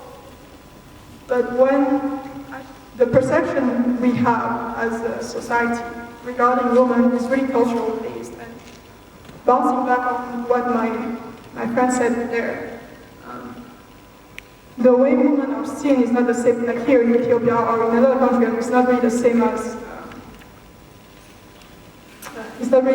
in, let's say, developed countries. It's not only a matter of economic power. For example, here in Africa, women are more considered when they're mothers, for example. Whereas in Europe or in America, that factor is not really taken into account. So, yes, that was really what was surprising to me. How could we see at the global level what policies will benefit women when in fact it's more maybe cultural based, the perception that society has regarding women, or it's regional based. Let's say Africa has the same thing, or a similar culture than Latin America, Europe and America, they have more or less similar cultures. So I don't know if I'm clear, and that's just let me know. Presentation. I have questions probably for all of you. For Gisela, you mentioned that the issue of gender discrimination and the business policy as a constant in the global level. I mean, is it really the constant, the legal framework? Is it really the policy? Or if it is really the policy is constrained, where is the problem? I mean, through the policy cycle. Here in Ethiopia, we claim the implementation part. What is the problem in the global perspective? The second question is, you also mentioned that at household level, gender sale gap for women is 60% less than men.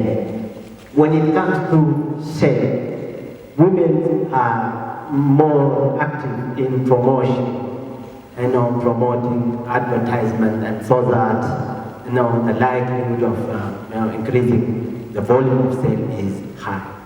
So don't you think that your finding is against the reality on the ground? So how come the amount of sale by women is 60% less than compared to men? Second is for Dr. Dakir. Your findings show that democratic governments and gender inequality significantly contribute to development loss. In the first place, it is good if you tell us how you measure development loss by itself. The second is, don't you think that this amount is too much, while there are other direct and multiple factors that contribute to the development loss in Ethiopia or globally? So I was frustrated with the amount 30% together, democratic governance and gender inequality together, 30% explain development loss. How about another factor, the most direct factor which we support? For Curtis, you mentioned that agricultural related enterprises are 100% dominated by female. I was a bit surprised with this finding, to be honest. For me, no sector is 100% owned by any sex group. So what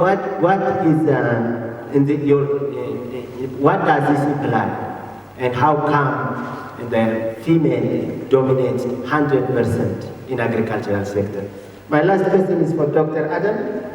I think he said that human capital is identified as one of the potential cause for gender profitability gap. I understand that females are more social capital than male counterparts. So don't you think that your finding is against the reality? Thank you very much. Makes it into the sample. There's what questions we ask them, And then exactly to your point, how are we asking them, right? Like what is the respondent viewing as kind of the incentives around the environment? All three are really important, and I think survey methodology is kind of undervalued, right? We need to do a lot more in terms of like really figuring out the appropriate approach for all of those. So what we've focused on in the project so far and the components is really the first thing that I mentioned is who are we asking, right? So we're really talking about who we're asking and who's even showing up in the data changes depending upon the sampling protocols of the different surveys, right? So I completely acknowledge your point that what questions we're asking them and how the environment is set up are also crucially important. I will tell you this, and some of you may also know this from looking at the much of this data closely. The World Bank Enterprise Surveys, right, are not systematically asked, right? There was another question thinking about what does it mean to be a female owner, right? Like what does ownership even mean? The ownership questions in the World Bank Enterprise Surveys are different country to country, and they can be different even within the same country from year to year. So I think as a research community, we have a lot of work to do, right, in terms of how do we best ask questions, right, and how do we figure that out. So I definitely think that's like an area that needs a lot of focus. So that was the first question. To the second questioner, thank you. So what is the responsibility and the role of different government agencies? What can we take away from this? Your point is so well taken, right? We do this research because we want to have an impact, right? And we want to make an improvement. So I would say in terms of the message that I'm trying to present from our global work is that data quality is imperative. We need quality data. And so I would say the response of what can be done is to urge those who are collecting data, be it national statistical agencies, right, whoever is collecting data, to really think about the representation of that data, right, to really have a focus on representation. So many data collection agencies often use sampling protocols straight from the World Bank, right? And I think like having, just carefully thinking about that. That sampling protocol could be correct, right? Depending upon what the objective is, right? But if you are trying to study gender, and you are trying to study kind of economic outcomes, particularly enterprise outcomes, the sampling protocols, right, need to more explicitly consider gender. If you're only gonna interview formal enterprises, only interview visible enterprises that are outside of the home, and only going to interview enterprises that have, say, 5 or more employees, you are going to get a select set of people who fit that criteria. So I guess I would say in terms of like where to go from here, what to take, right? My message is that quality data is imperative, and it kind of influences the research that can be done and thus the policy prescriptions. So just to be aware of that, and then also to be aware of any policy recommendations that are made based upon specific data sets that may not be representative, right? Just to be aware of where that policy recommendation is coming from. And then I think the third question, thinking about the level of openness of an economy, I point well taken. In terms of kind of local environment, also changing data sets and impacting data. Again, I think this circles back to like the main point I'm trying to make is that quality data, representative data is the key, right, to understanding kind of these broad stylized facts and then being able to make policy recommendations from there. And then to the fourth questioner about this idea of what is ownership, what does it mean to own a business? So point well taken that is a complicated question, actually. That is not straightforward. And I'd be happy to have a more in-depth conversation with you about this. As I mentioned, so we synthesize data from 43 different countries. across from 2005 to up to 2021.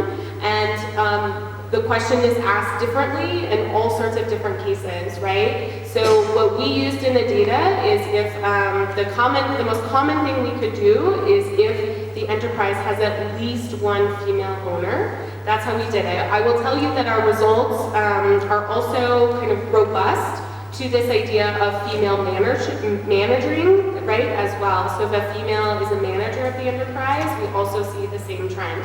But I think this kind of also circles back to the point from several of the questions, is it's not just who we ask questions, but it's what questions we ask them, right? Exactly what do we mean by ownership, right? And the environment in which you're kind of asking those questions are important. So we need more research and more work needs to be done on exactly what are the right questions in terms of like what are the modules that you put in these surveys to get at the data. And then lastly, the fifth question in terms of kind of cultural bias and this idea that women can be viewed differently, right, in different groups of countries or different countries in general, right? Absolutely, I acknowledge that point. I think that that's incredibly important. The context of which you're talking about this is important. I would say from a global perspective, right, there is no one simple policy prescription or policy analysis, right? From a global perspective, what we're trying to get our message across is that representative quality data is the key. And as of right now, we don't know of any global data sets that are truly representative by gender of enterprises. So that's what we're trying to say.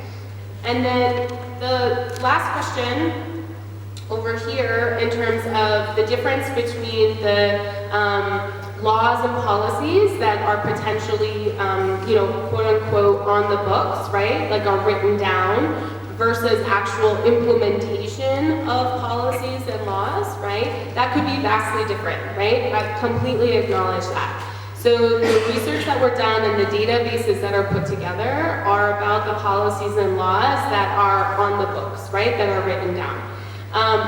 Incredibly important, though, to understand that the reality could be quite different, right? I think what the question was trying to get at, is this idea that, well, in reality, maybe there is a law on the books, but that's not really how it works.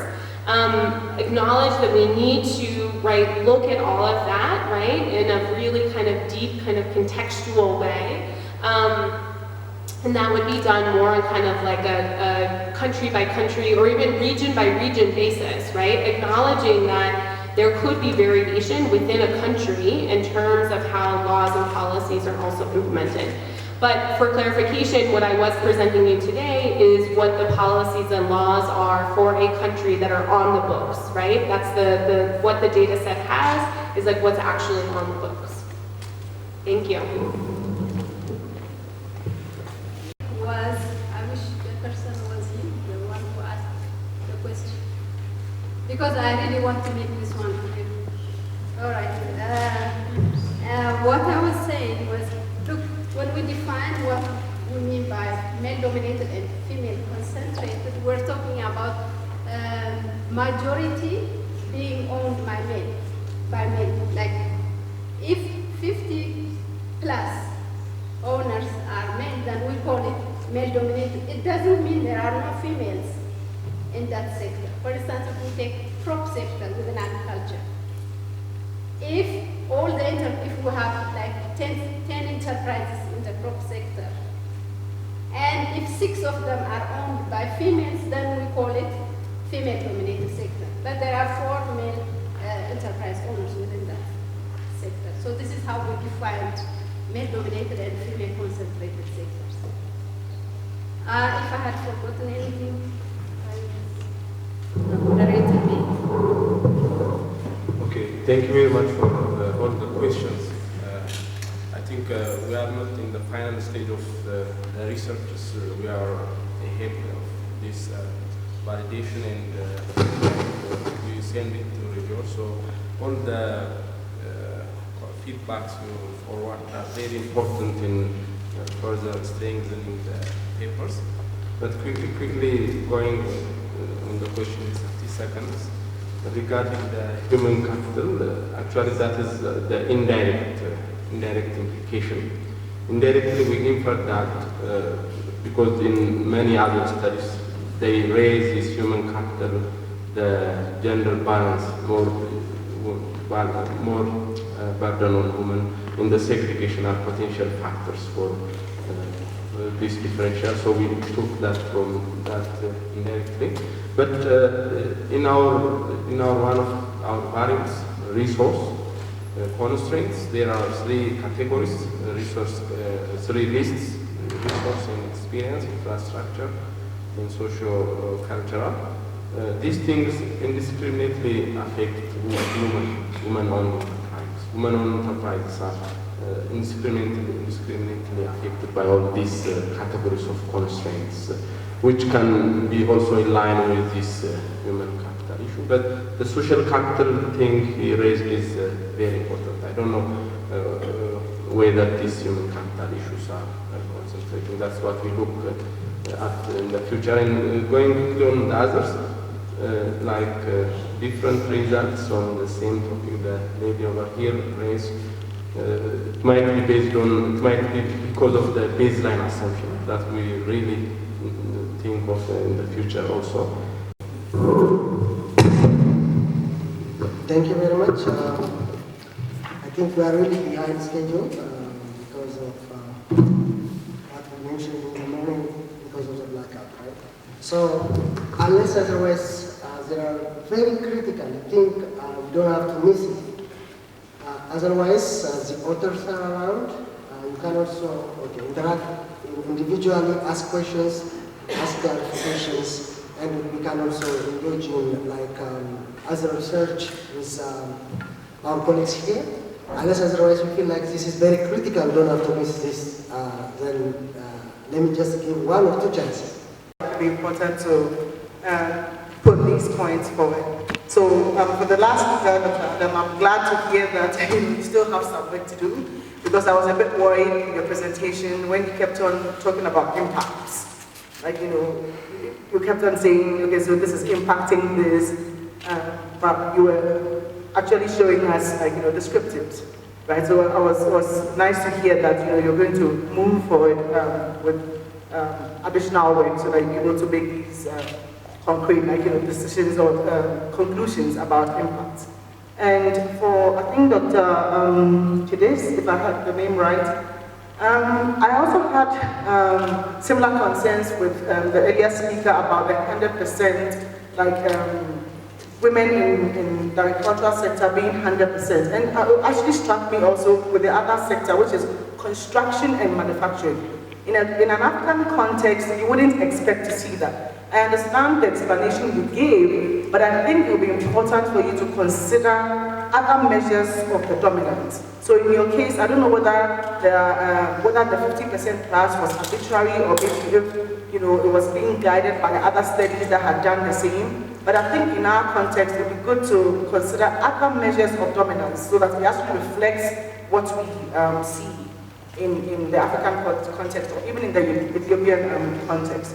And for Dr. Goshu, if I had the name right, I was wondering, so with the results you were showing, were they coefficients? Or it wasn't very clear to me whether they were coefficients on the gender equality, the loss. And another thing I was wondering about is if you look at the left-hand side and your measure of gender inequality, for instance, are you not worried about feedback effect? Because on the left-hand side and the right-hand side, there's this interaction going on. So there's some high level of heterogeneity there. Did you consider this when you were doing the analysis? And for Gisela, I thought it was really good that you averted all our minds about the importance of this data. But you mentioned an aspect which had to do with the subjective well-being. You didn't really go in detail about that, but I was wondering, what the data showed in relation to that and to the fair performance. So these were the main things I wanted to bring forward. Thank you. We estimate the overall measure of development, what we call it GDI, Gender Adjusted Multidimensional Development Index.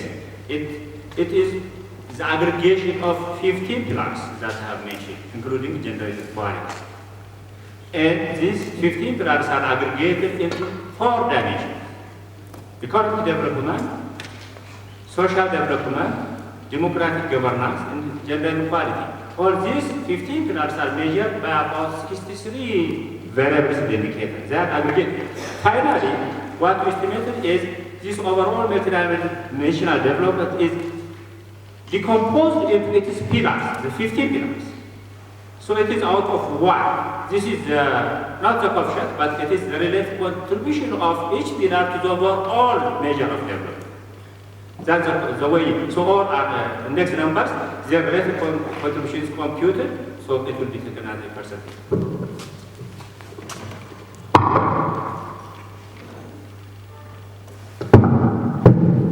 All right, thank you very much. I think we should stop here. The discussion was already very good, and the comments and suggestions given are very relevant, and I hope we will incorporate them in our final report, and we'll take care of also some of the doubts or the gaps observed by you and commented on. So it is obvious that now there is no woman represented data globally and nationally to compete the gender profitability gap. And I mean, this global GPG project is trying to fill that gap, but unfortunately, given the national component, we are using LSMS. So they are reflecting, even if they are just an add-on, they are using a different sampling unit. This is using a sub-sample within the LSMS, but from the beginning, LSMS was not meant to compare enterprise. It is a household survey. So the bottom line is we don't have a really dependable data set that we can, where we can do a reliable gender-based comparison. That is very important finding that is coming out loud from this project. And it is good that we also have seen the gender quality gap in our development, and Dr. Dagi is clearly indicating development is multi-dimensional. Of course, we have to incorporate also so many dimensions. It means the way we report now is not really indicating, because the loss because of gender inequality, at least for Ethiopia, is 15%. So that inequality is really costing us. So the participant from Ministry of Gender is saying there are 50 plus. So that loss is huge, 15% loss from that development means a huge loss for a country. So we have seen also the global figure, which is about 25% or so. So that is very huge. So having said this, let us wrap up this presentation, because in the afternoon we also have other 4 presentations on the same women issue. This is very important because they are a significant proportion of the population. We need to design an appropriate policy and design an appropriate way so that we can capitalize on this immense resource, because the population is a resource for the development of the country. So let us have a lunch break, and then we'll come back after an hour. Important vehicle for job creation, as well as to create employment for millions of unemployed people. And it's well known that 98% of the small and micro enterprises in our country, 98% of the firms are small and micro enterprises, and out of those, 65% are small enterprises particularly. And roughly 49% of the small and micro enterprises are operated by women. So the general objective of our study is to examine sustainability of the women-owned small and micro enterprise, that means micro enterprises in which women are engaged to some level of managerial positions. This is particularly for the hospitality and manufacturing industries. Specifically, the study will assess determinants of changes in proxy variables for sustainability, which are like human resource expansion, diversification of service provision, changes in income generation, positive change, growth in profit, as well as change in asset and capital in the identified industries. And we will also use qualitative research, qualitative approach in order to identify challenges and the gaps associated with the growth of the industry. Theoretically, we pulled various theoretical frameworks for us to frame our research question. Most of the theoretical frameworks that we have are based on the extent to which resources can be used in order for the industry to become sustainable. And some of them focuses on stakeholders and business environment in which the small and micro enterprises are involved. So, for example, the resource-based view theoretical framework by Penrose states that sustainability of the small and micro enterprises or firms depend on the resource to which they commit. Others state that sustainability and the positive change in small micro enterprise depends on the extent to which they innovate and adopt the different technologies. The other theoretical foundations that we used is by Freeman, which states that the stakeholders determine the sustainability of the small and micro enterprises. As I mentioned, we put together various theoretical frameworks in order to cover all factors that determine sustainability of the small and micro enterprises. For example, the contingency theory also states that the sustainability of small and micro enterprises depends on the structure of the organization, the size of the organization, the environment in which the organizations are working, as well as the strategies as the organization adopts. The last theoretical framework that we looked at is the Upper Asians theory, which states that the sustainability of a firm depends on the situation of the manager. This includes the level of education or value, personal interest of high-level executives, such as the age of senior executives and the professional background, the working experience, and so on. So, in our empirical study, we will use all those theoretical frameworks in order to analyze sustainability of SMEs. This is the conceptual framework. It shows how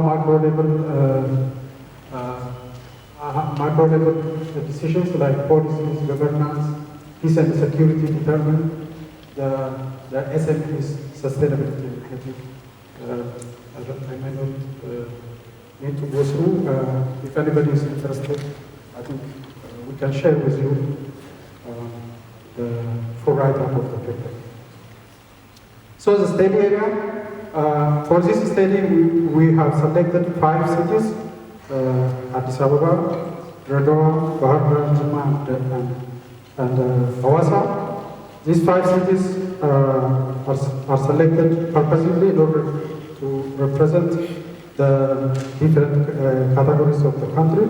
For instance, Jimma is selected to represent the western part of the country, Redor the eastern wing of the country, and Bahar and Addis Ababa would represent the fast-growing SME areas. Sampling and sample size. The data required for this study was both primary and secondary data. Primary data was selected from federal organizations while secondary data collected from federal organization, while the primary data was collected through household survey, focus group discussion, and key informant interview. Particularly, the household survey, the formal survey was conducted. 600 randomly selected SMEs, out of which we get 564 responses, 94% response.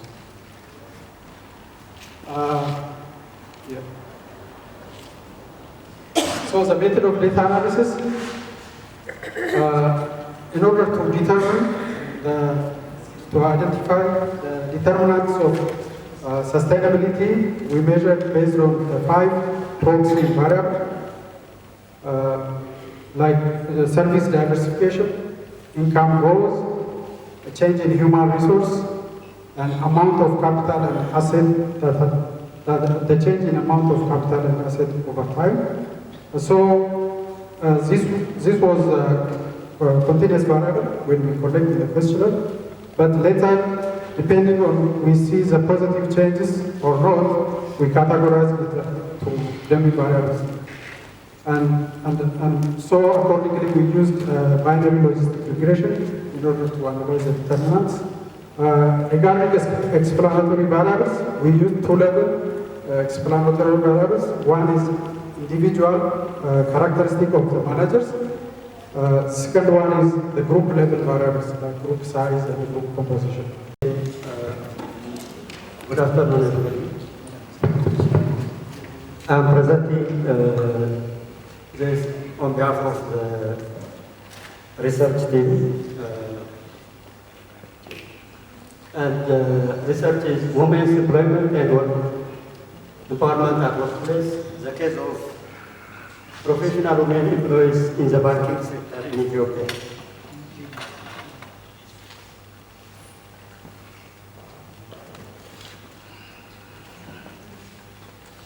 And my presentation will be following this outline. As a background, women's labor force participation has increased significantly over the last century, and that has been considered as one of the most significant achievements in the social and economic aspects of life of women.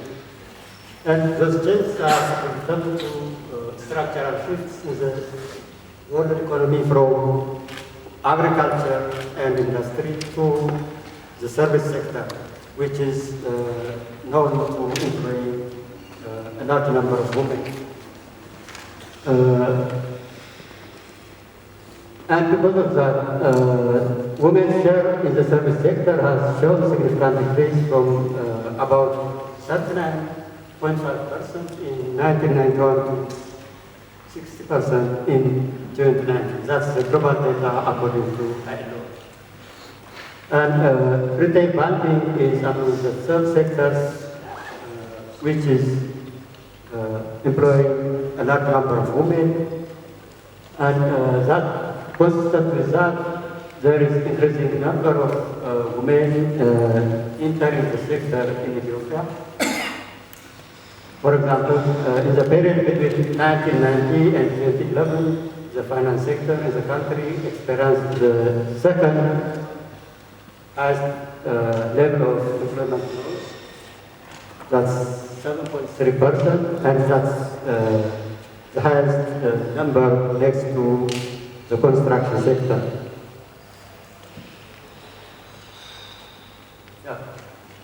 Rationales for the study are that one, contemporary trends in women's employment reveal mixed trends of success or progress and regress at the same time, or stagnation. There is progress not in reducing the gender gap, especially when it comes to the number of employees, but gender inequality at workplace remains an ongoing concern.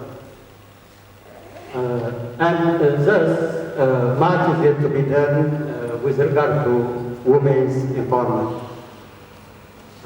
There are further details But existing research on women's empowerment in general emphasizes how women's employment translates into changes in the domestic domain. But the process by which women become empowered as workers are less explored. And research then on the finance sector in Ethiopia focus more on analyzing the financial and regulatory aspects instead of on the empowerment and agency aspects of women. Because of this, there are a number of outstanding issues that should be addressed by scientific studies. And this study was conducted with the following objectives. One, it aimed to assess whether there is gender occupational segregation in the banking sector. Two, to examine the major determinants or factors that affect women's participation in the sector and in different types of management. And the third objective is to examine whether women experience workplace harassment. And finally, we try to look into how professional women respond to any sort of harassment.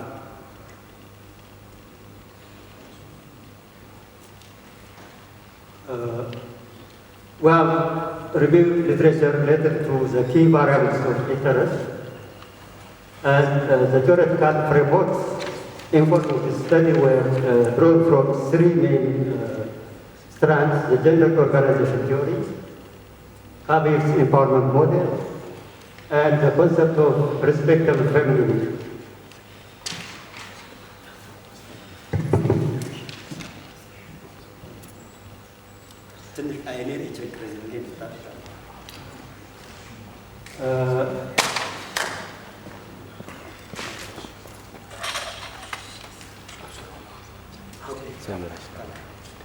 We have drawn from these theoretical perspectives,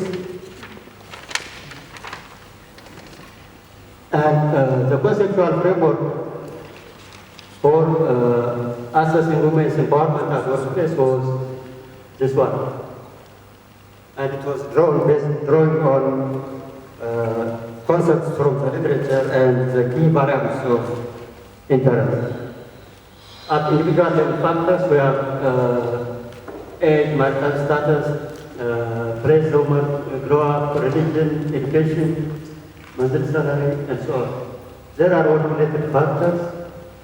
There are household level characteristics, including household size, equity in division of labor at household level, family support, and the like. Then we have organizational level factors like corporate profile, gender corporate practice, and gender institutional culture of the banks. And at the core of the framework we have issues of empowerment, women's empowerment at workplace.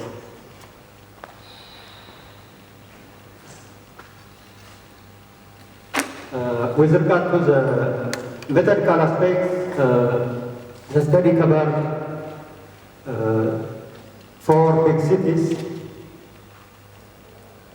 Addis Ababa, Adama, Hawassa, and Bata.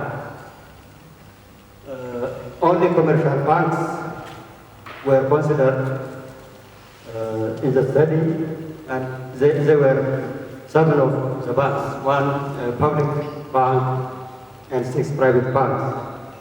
And those banks were the ones which were established until 2019.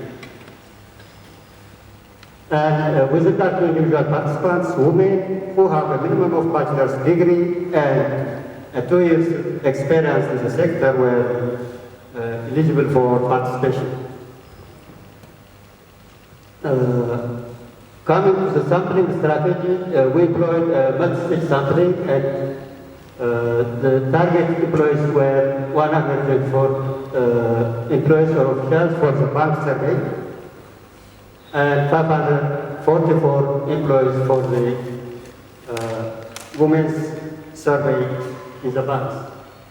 For data collection, we have employed the mixed methods approach. Mixed methods.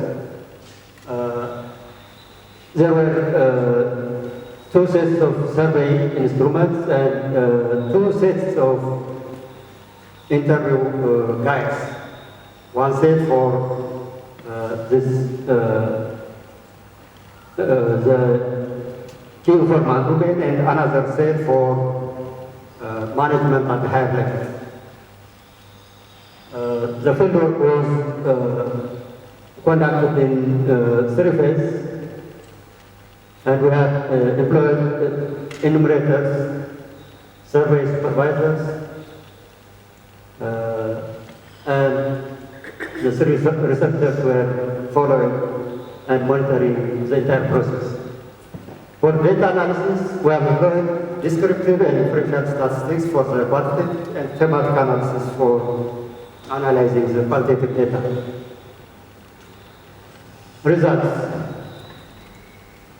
The data reveals that the number of women entering the banking sector has increased significantly from year to year.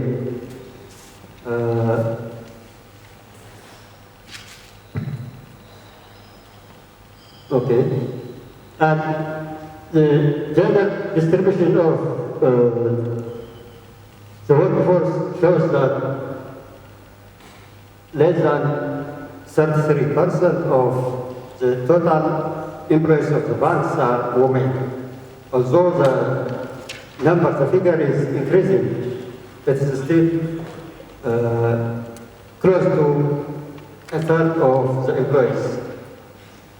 That's the average. There are certain banks who have just achieved better. In fact, one of the banks has more than 50% of its employees as women. And the government bank employs more than half of the overall banking staff in the country. Only 3 of the banks or private have women employees, consisting more than a third of the banking workforce. So women's representation in the bank's management and governance domains is still gets thinner and thinner as one goes up the ladder. So we see limited women participation in management and governance positions like the CEOs and presidents. Some of the banks have all men. On average, only 60% of members of the boards are women. In fact, there is an outlier bank in this regard which has about 55% of board members women. So our proportion of women who hold the position of top management at the time of the survey was around 7.2%. And at middle level, we observed about 13% of the management, mid-level management positions were occupied by women.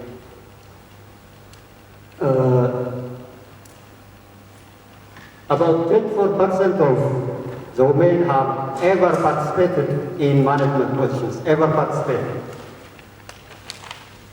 76% have no management experience at all. And a number of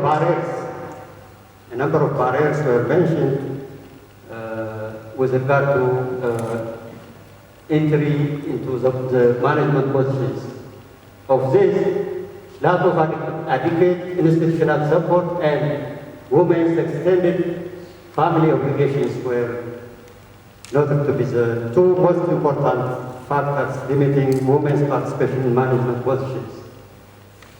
There are other factors with the specified degree of influence as shown in the graph over there.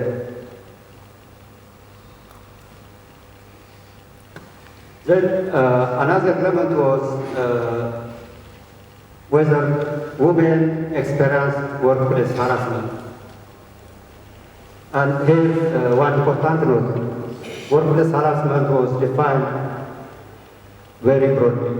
It includes verbal abuse, bullying,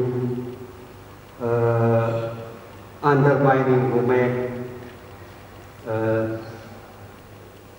preferring male workers instead of women to receive service from, and so on. So when we refer to workplace harassment, we should not consider it to be referring to only the physical harassment and so on. Of course, it includes physical harassment and at worst, sexual harassment as well. So it's defined in broader sense. About 43% of the women who participated in the survey reported they had ever experienced general workplace harassment. Of this, 87.7% had incidents occurred during the past 12 months, and they must be faced more than once. Looking at perpetrators or offenders, 43% of the women reported that harassment came from customers. And in fact, a significant proportion have also reported that harassment was coming from colleagues as well. And prevalence varies by type of workplace harassment. Verbal abuse, about 40%, disrespect, 12%, exclusion or isolation, 10.3%, threats, 3%, and physical aggression, 0.7%. Again, offenders or perpetrators vary by type of harassment again. Customers and co-workers usually were identified for verbal abuse, supervisors for disrespect, exclusion, threat, and physical aggression.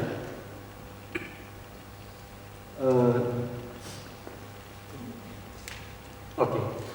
Response to workplace harassment. How do women respond to workplace harassment? A larger proportion of women, about 60%, chose non-confrontational response, meaning they either kept silent for different reasons or opted to handle the case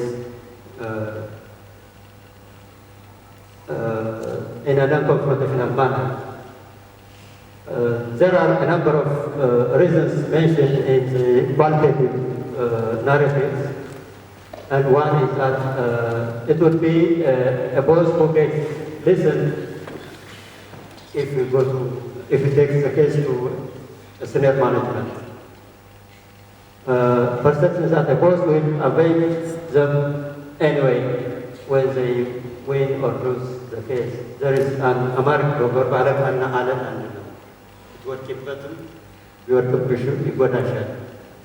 የሚል widely heard የሆነ ፕሮቨርብ አለ። በዚህ የተነሳ ብዙዎቻችን ሪፖርት አናደርግም የሚል ነግረውናል። Late action or reluctance to take adequate corrective measures. These were some of the reasons. What are the significant factors that determine women's participation in management? One is individual factors like women's education, their husband's education, and household-related factors like perceived equality in household division of labor, work-related factors like years of experience, membership in labor unions, organizational factors like office women work, specifically work in the major plants, and so on. There are specific results indicated over there.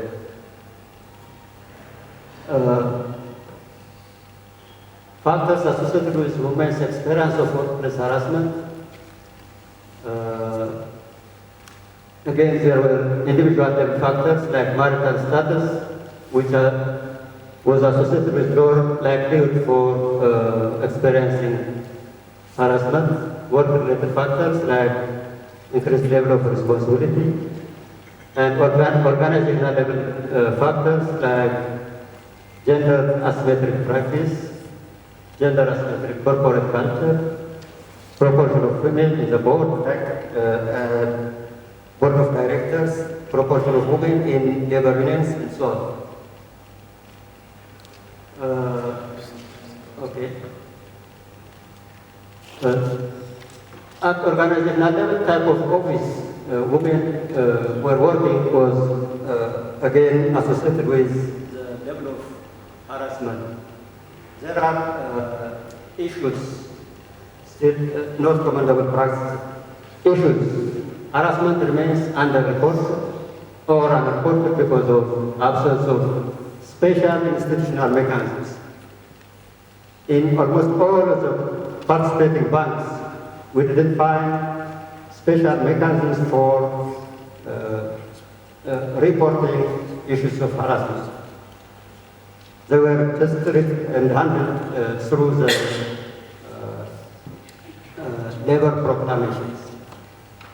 But given the sensitivity of the issue, there should be special provisions or institutional mechanisms which allow women workers to report cases without being identified, meaning confidentiality is still secured.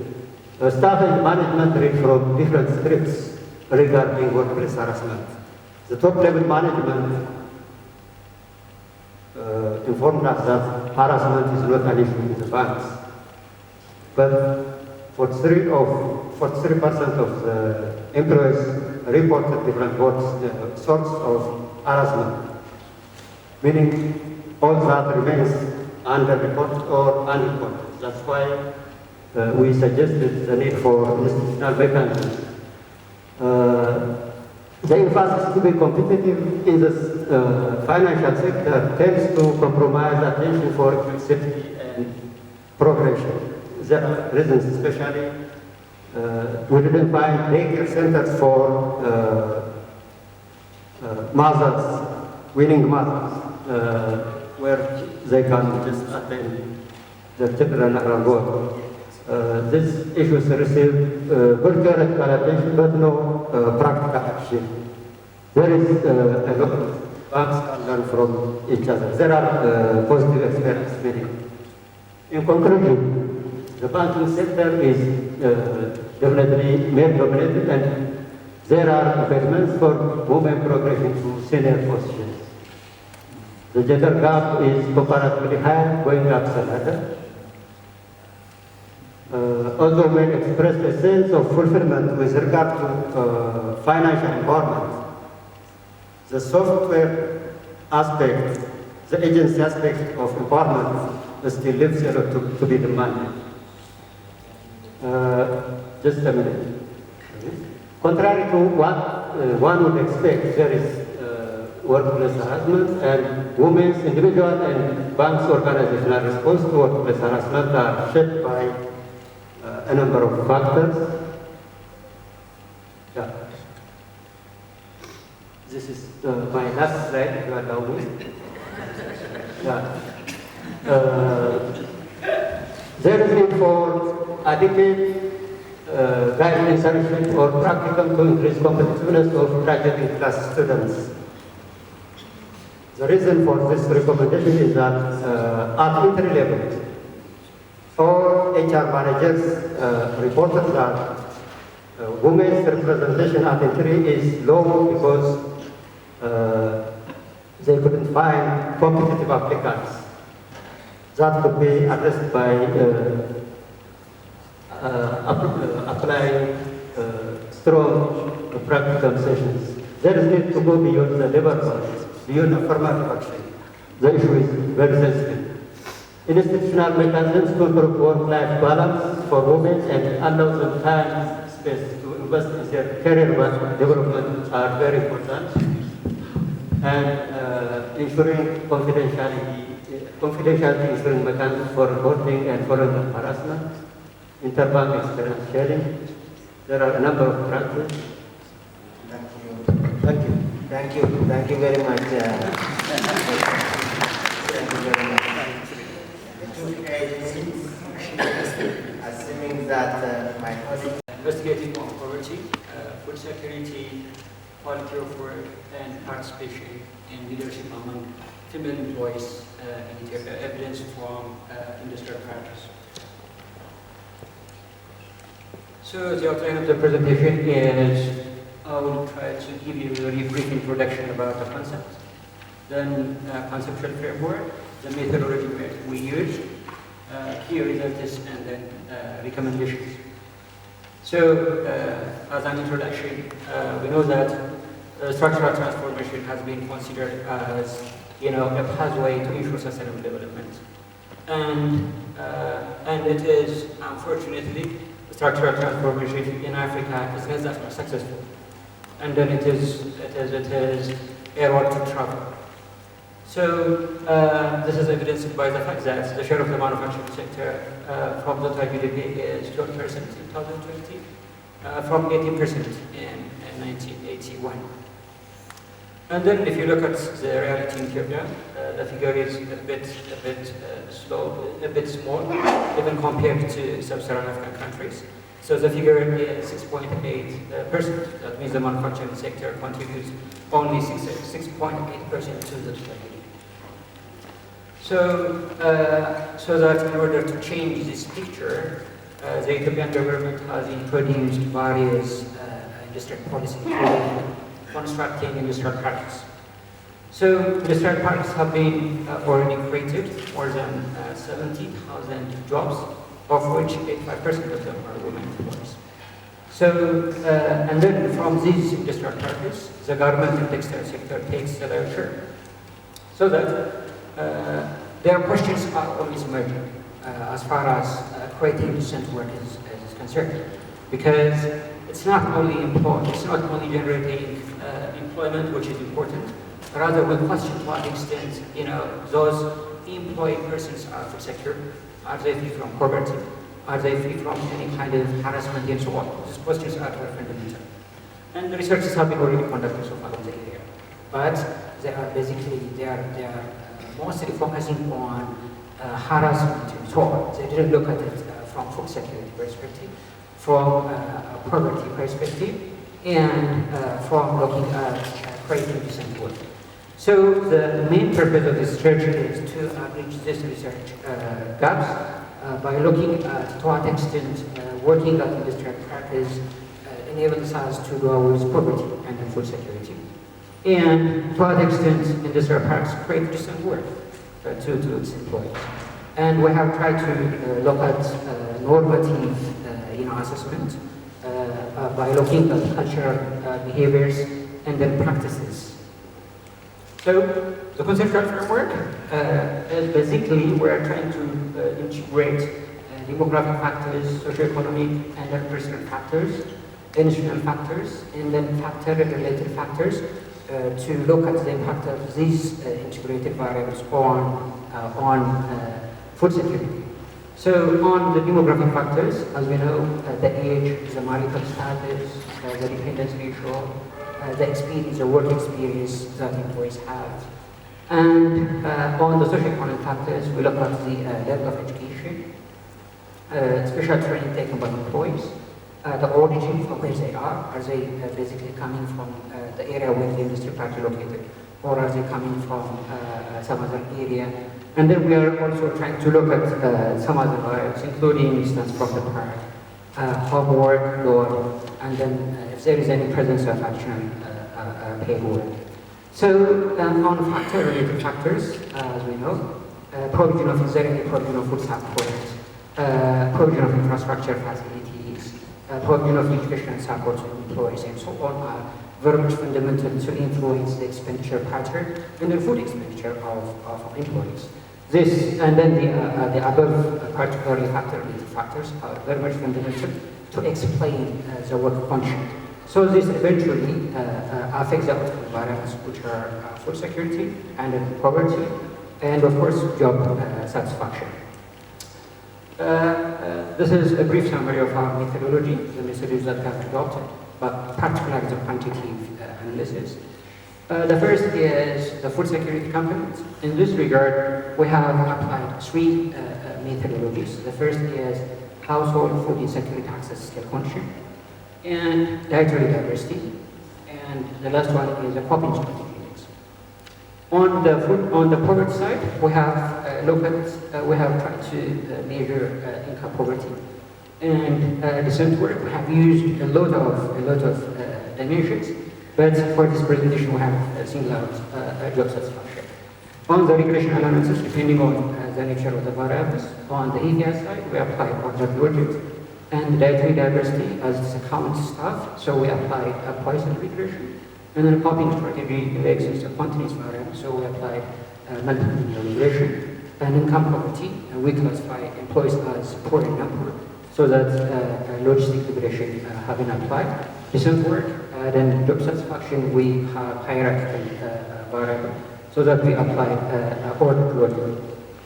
So the variables that have included in our model, some are related, particularly related to the nature of the employee, like age, marital status, urban, that means are they coming from the town or from elsewhere, family size, dependency ratio, and so on. And then when we come to the sample size, we have selected 4 industrial parties, and the criteria of selections are basically, are they, to what extent they are specializing on the production of textile and garment. That's one. Second is area. So we have on the northern side, we have Kambodscha. On the south side, we have Hawassa. And then on the eastern industrial zone around Addis Ababa, and then we take Bolivia as a proxy for Addis Ababa.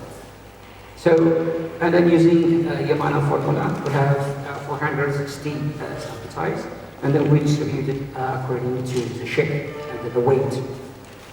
So just to give you some highlight about the socioeconomic profile of our respondents, you can see that the age of the respondents are concentrating around 22. And then indeed there is some kind of statistical significance. And at Bolivia, the age is 23, while for others, the age is 22. A level of education in Greece, and then except in Hawassa, the age is, the level of education is 10 or closer to 10. And then duration of employment, you can see that the highest duration of employment is observed at Hawassa Industrial Park, followed by Bolivia. And then monthly salary, there is a significant difference in terms of monthly salary. And then the highest rate is paid at Bolivia, and the lowest is paid at Hawassa. And frequency of working hours, beyond 7 p.m. per month. And then the highest is at Bolivia, and then followed by Eastern Industrial Zone. So working time, that means per week, how many hours do they work per week? So the highest is at Bolivia, and then Eastern Industrial Zone. So family size, there is no statistical difference of employees in terms of family size, and the family size is close to 2. So when you look at other dimensions, because they are very much fundamental to explain food insecurity and poverty. So mode of living, how do they live? That means their housing status particularly. So the mode of living, if you look at, there is significant difference in terms of mode of living among these industrial parties. Living in Paris for relative households, in relative houses, and then in Kambodscha this is quite pervasive. And even in Kambodscha, living in a rented house alone is also very, very high when compared to other industrial parks. That's particularly related to the house rent they pay. And and living rented in the shared house, this is quite high in Hawassa, and then even in Stanley. And then living in their own home, there is no anyone who is living in their own home from Hawassa, even Stanley. And so these are basically the socioeconomic characteristics that we observe. In terms of pension, the low share of them are working at operation day. They don't have any position. Origin, when we look at origin, so this could be a very good proxy. To what extent employment is created. Is it created only for people coming from the town, or is it created for people coming from different areas? So in this regard, at Abu Dhabi, 56.8% of them are coming from out of the town, out of the region. But if you look at Kambodscha, you can see that like 41% of them are coming in town. So in terms of consumption pattern, consumption expenditure of employees, you can see that there are basically the low share of their expenditure goes to house rent. So for instance, at Abu Dhabi, from their monthly income, 1,164 is expended on house rent. And then at Hawassa, education is also the other big component, because from their total income, 336 were spent on education. This is because if you look at from the profile, their education level is quite high, so they want to extend their education. So given this, we're also trying to look at to what extent employees are participating in decision making. So, and then we ask them two questions. The first is the extent of the involvement of employees in decision making. So you can see that the figure is concentrating around very low extent and low extent in all industry zones. And the same is true for the extent to which their boss consider their opinions in making. So their bosses, they don't consider their voices in decision making. And then when we look at the other two important dimensions for career development and training, we have asked them a few questions. The first is the extent to which they have the possibility to engage in further training in their organizations. So that almost the figure is very much similar in these questions, and it is concentrating on very low extent and then other. So that it tells you the extent to which that employees they don't have any opportunity to continue their education and then get adequate training in the industrial practice. The other two dimensions in this regard are income satisfaction and then work satisfaction. In terms of income satisfaction, to what extent are their salary adequate enough, and are they satisfied with their salary? And are they, as such, do they really perceive that their salary explain their effort? So the respondent responded that very low extent, and then some industrial practice. The very small figure is average. Otherwise, employees feel that their salary, they are not satisfied by their salary, and then their salary doesn't reflect the efforts they are exerting. And then in terms of work satisfaction, you can see that many of the employees are not satisfied by their work. So the other interesting finding that we have obtained is on the level of food security, which is one of our major concerns. So you can see that the level of food security have been categorized into four: food secure, mildly food secure, modestly food secure, and then certainly food insecure. So in Cambodia, nearly half of them are food secure, while in other areas, you can see that the low share of employees are falling under different food insecurity status. So for instance, if you take severely food insecure as a case in point, 53 or nearly half of the respondents at Hawassa are suffering from severely food insecurity. Dietary diversity score, there is no any significant difference in terms of diversity score. The maximum figure is 2. So, and then the figure is concentrating around 7.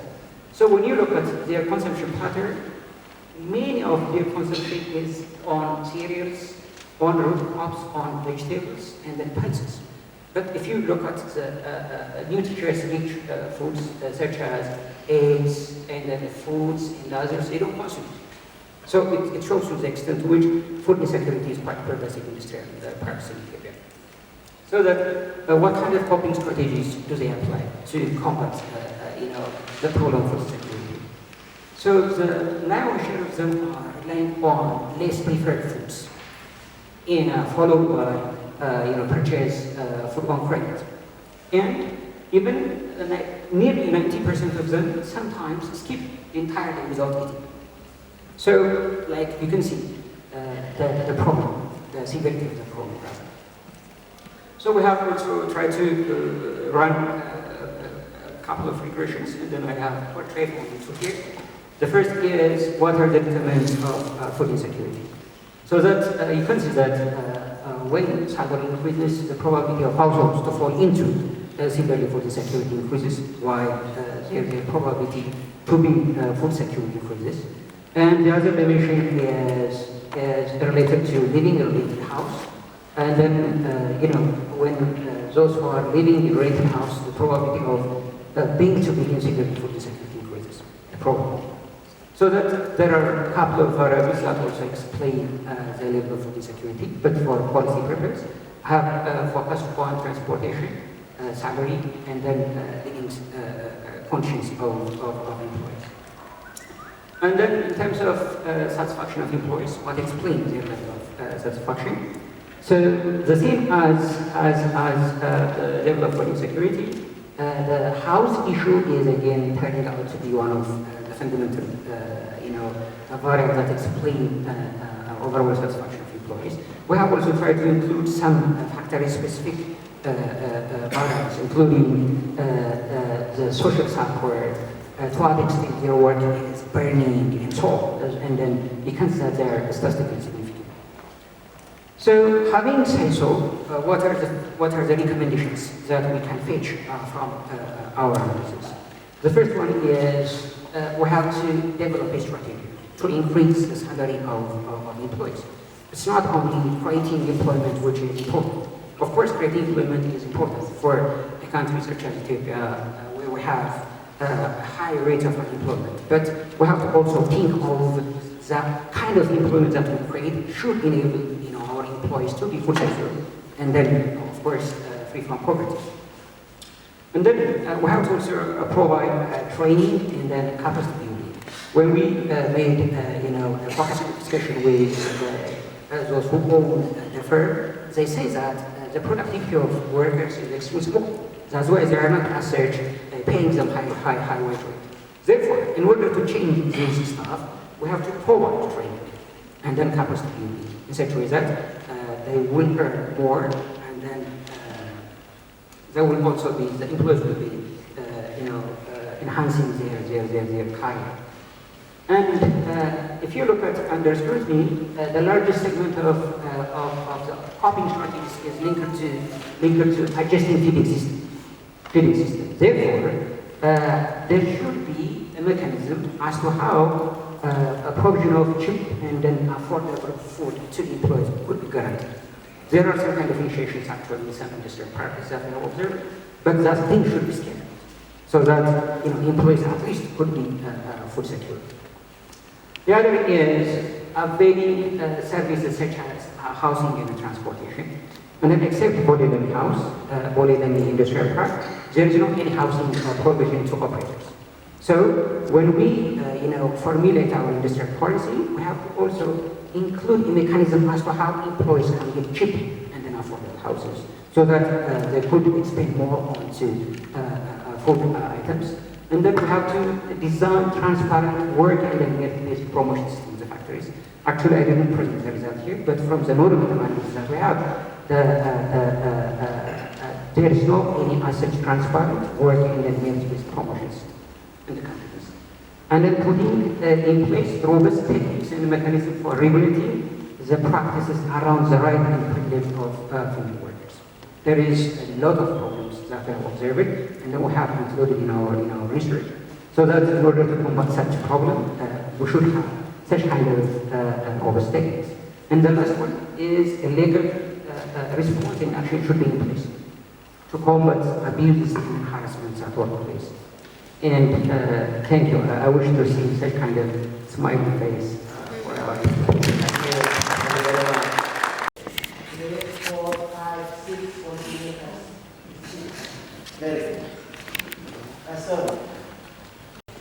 Hi, thank you so much for those presentations. Those were really interesting. So I'll be quick. So I'm Dr. Gisela Kagi. I'm from Vassar College, and I just had questions for the last three presenters, actually. So for Dr. Asifa, I was really wondering, with the data you were presenting, you presented this really interesting statistic that 98% of the enterprises in Ethiopia are small and micro, but there was no real kind of conversation about informality on these firms, and I'm wondering if you can talk a bit about how formality status matters and how it might differ by gender as well. I think that would be interesting. And then for Dr. Matibu, if I'm pronouncing your name correctly, I really had this interesting question where, if I'm understanding correctly, so the sampling frame, everybody you talked to was currently working at a bank, right? So they're current employees of a bank. But then you had this interesting comment that what's holding women back from being promoted to management is having a family, right? And so I'm just wondering that given that these women are already working, how does having a family hold them back from management? Like, what is the mechanism at play there for what's actually holding them back, given that they're already working? So these women are already in the labor force, right? So what's holding them back? And then for Dr. Solomon, the question I had, this is really interesting work. I was wondering a little bit about when you collected this data, and in particular, I was thinking about demand for garments and textiles and how it's just kind of changed quite a bit over the last few years. And if you could speak to how the women, how their salaries are calculated. So what really popped out in a lot of the regressions that you were showing is that salary is obviously very correlated, right, with food security. But I'm wondering if how their salaries are calculated is directly related to demand for goods, right? Are they able to work overtime? What could adjust their salary? I'm wondering if you can speak to that a little bit. Thank you. This afternoon. For sure, I think this is a disservice to have all of them at once, because then some of the ideas do escape as the others are presenting. So I hope next time we can have 2 days even of this meeting. Mm-hmm. So now the first one to Dr. Zikadi, is it? And he had talked about, because on women empowerment in Ethiopia. Because based on the fact that, as you correctly put it, that empowerment is also multidimensional from the different components you put together. Did your review show in any way which kind of those domains actually contribute to the empowerment more, or the disempowerment of the women within those sectors you looked out for? Because at the end of the day, one should be a bit more than the other. Is it the economic bit of it? Is it the choice bit of it? So what did the literature talk about in terms of what's driving this empowerment more, or the disempowerment beyond the other? So what's contributing to these choices more? Then to Dr. Asefo, in terms of determinants of sustainability. So this, I told myself, I think the whole analysis was a bit general in terms of the end of it all. What was the scope in manufacturing? Because even manufacturing is big. So what is in manufacturing did you look at? What in hospitality sector did you look at? Because these are big scopes of industries. So what element did you look out for in that, since I saw that the analysis was more general? And such that even the determinants would be more at which industry? The determinants for manufacturing, for those sectors you told us, for those segments within manufacturing, and then those that are driving hospitality. So what was driving this kind of mix? And lastly, to Dr. Solomon, when I looked at this topic, poverty, food security, I thought it's so big. In itself, it is not easy to manage all this quality of work, food security. So, and then I looked at myself in terms of one element. In terms of food security, it's driven by seasons. Seasonality has to be factored in. Did we factor in the element of seasonality when you're capturing the food security? Because there are times when situations when people are more food secure and then when they are also less food secure. I submit. This is Madina Ulova from Uganda. Thank you. Thank you very much. Mine is not a question. I have 2 points, 2 suggestions, actually, not questions. The first one relates to the first 3 presenters, mostly. It's about, when we talk about women empowerment, there is this very big concept which I think Dr. Nafkado alluded to at the beginning of his presentation, but did not really jump much on it, is the whole issue of care work. When we talk about women empowerment, we are focusing on something that we think women do not have at the moment. But there is something that they already have, but we don't recognize, which is a care work. An unpaid, a work that is unpaid for, but women are critically and substantially engaged. If you ask a husband whose wife is not formally employed in any of the organizations, what does she want? And he will tell you she doesn't have anyone. That's the answer.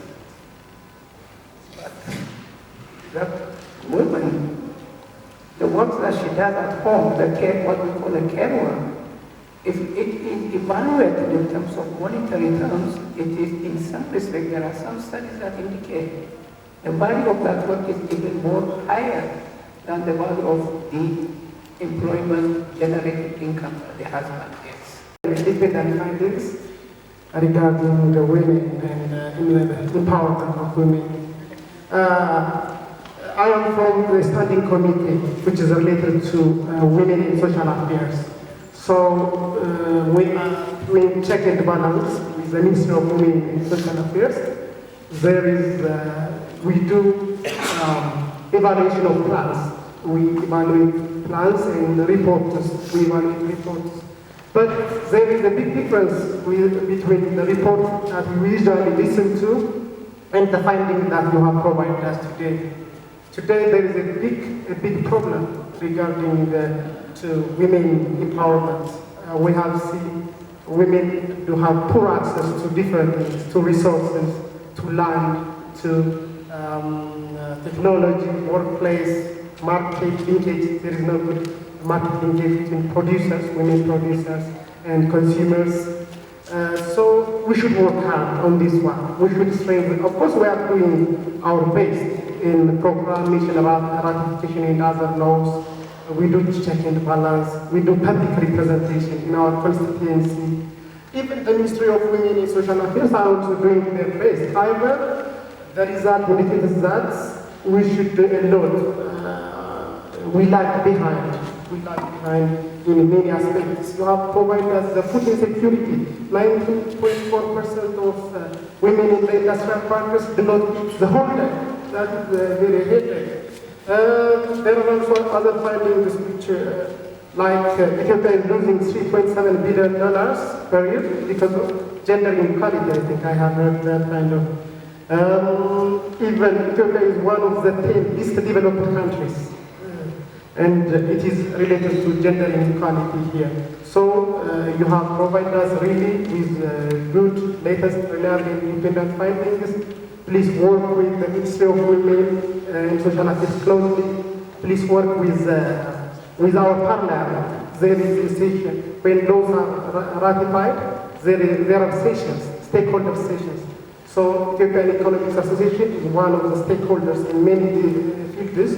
So please participate in the sessions and provide your findings so that we can get Ethiopia out of poverty, out of these problems. And you can tell us also things that we may work together in the future that we can help our people. Thank you very much. Thank you. Thank you. On the ground, like maybe women, some, presenters pointed out that there are lack of even caretaker situations in offices, organizations, which need instruments which can, I think, source down the difficulties that women face. So we can oversight such kind of issues, and we can again ask support from other committee members, standing committee members, which are doing the same activities. And the one thing is again encouraging good deeds which are taking place in our country. And the best point we can learn is women are strong enough when they get place and when they are given the opportunity. As you indicated that some women who are managers of some enterprises are profitable than others, may dominate the world. So we can work together, and coming together is the best way to tackle the problems we face. So thank you very much. Thank you. There are economical, social, dimensions of it. So I think you have to work a lot.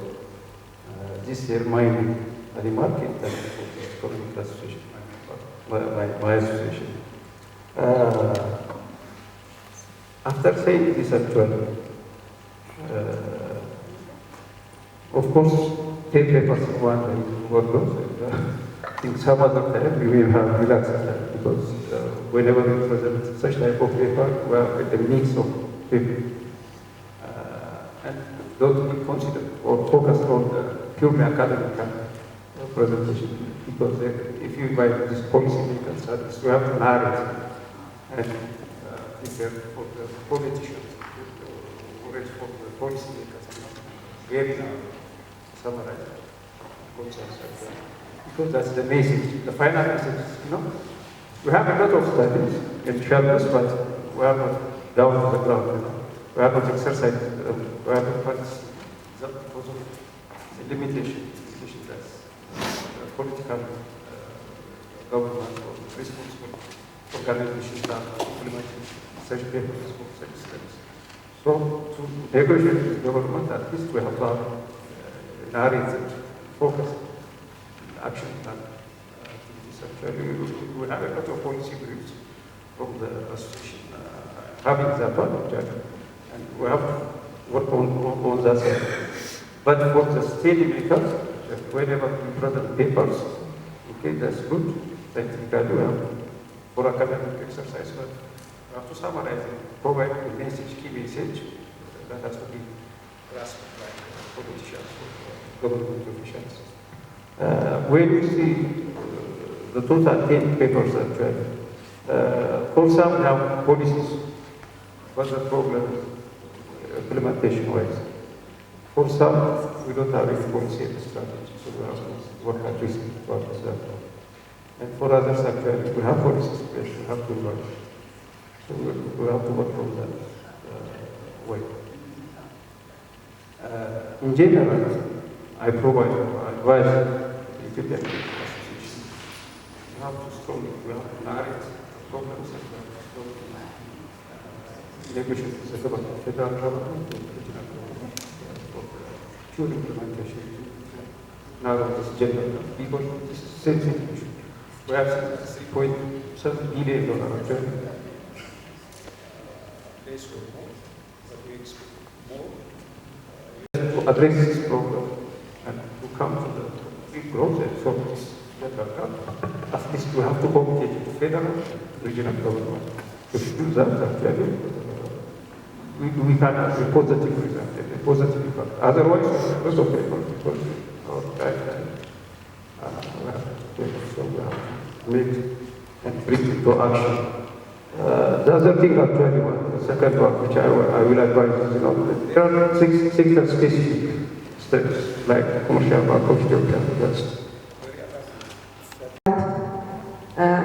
Employment rate of women is only 30%, and I hope one of the private banks will be in that bank, because I have seen exceptional results from the study. So I have a suggestion for this house from the government and from private sectors to have an assignment to your offices, because as a NAC we can do it, to take a step and incorporate the employment rate of women in our organization to more than 50%.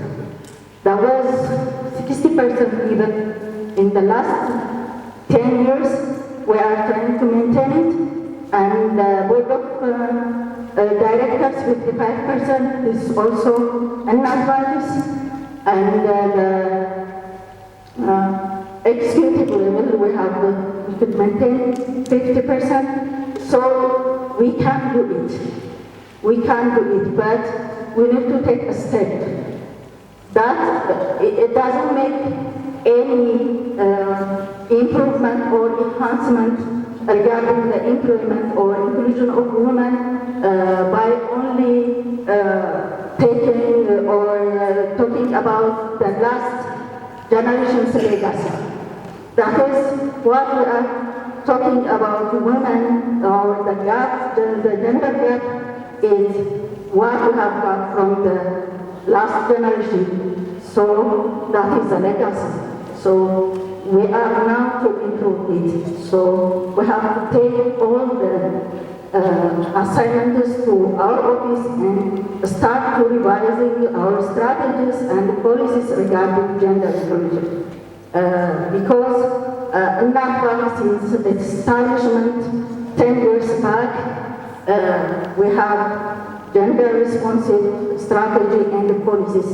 And we have the only in the finance sector that there is a women banking solution department that is accountable to the bank CEO, the president, and represented by gender focal desks in all our more than 130 branches. So Bank is doing, and all you in this house can do it. Thank you. And comments related to recommendation specific. In our document, what we did is the recommendations are very specific. And we have 3 stakeholders that we have included. The first is the government, the second is the parties themselves, and the third one is the employees themselves are stakeholders. So that the recommendations have been arranged in that way. When we come to the first question is how does the of employees is calculated? There is basic salary that they pay, and then there is also a piece rate. So we have classified the salary into 2 components. The first is the basic salary. Second is the incentive, the incentive due to the area. So we added these 2, and then we call it an income of employees. That's one point. That's the question is related to seasonality. As for security is related to the seasons when we call it the data. But seasonality is very much important for rural areas because in rural area households have acute time when they don't have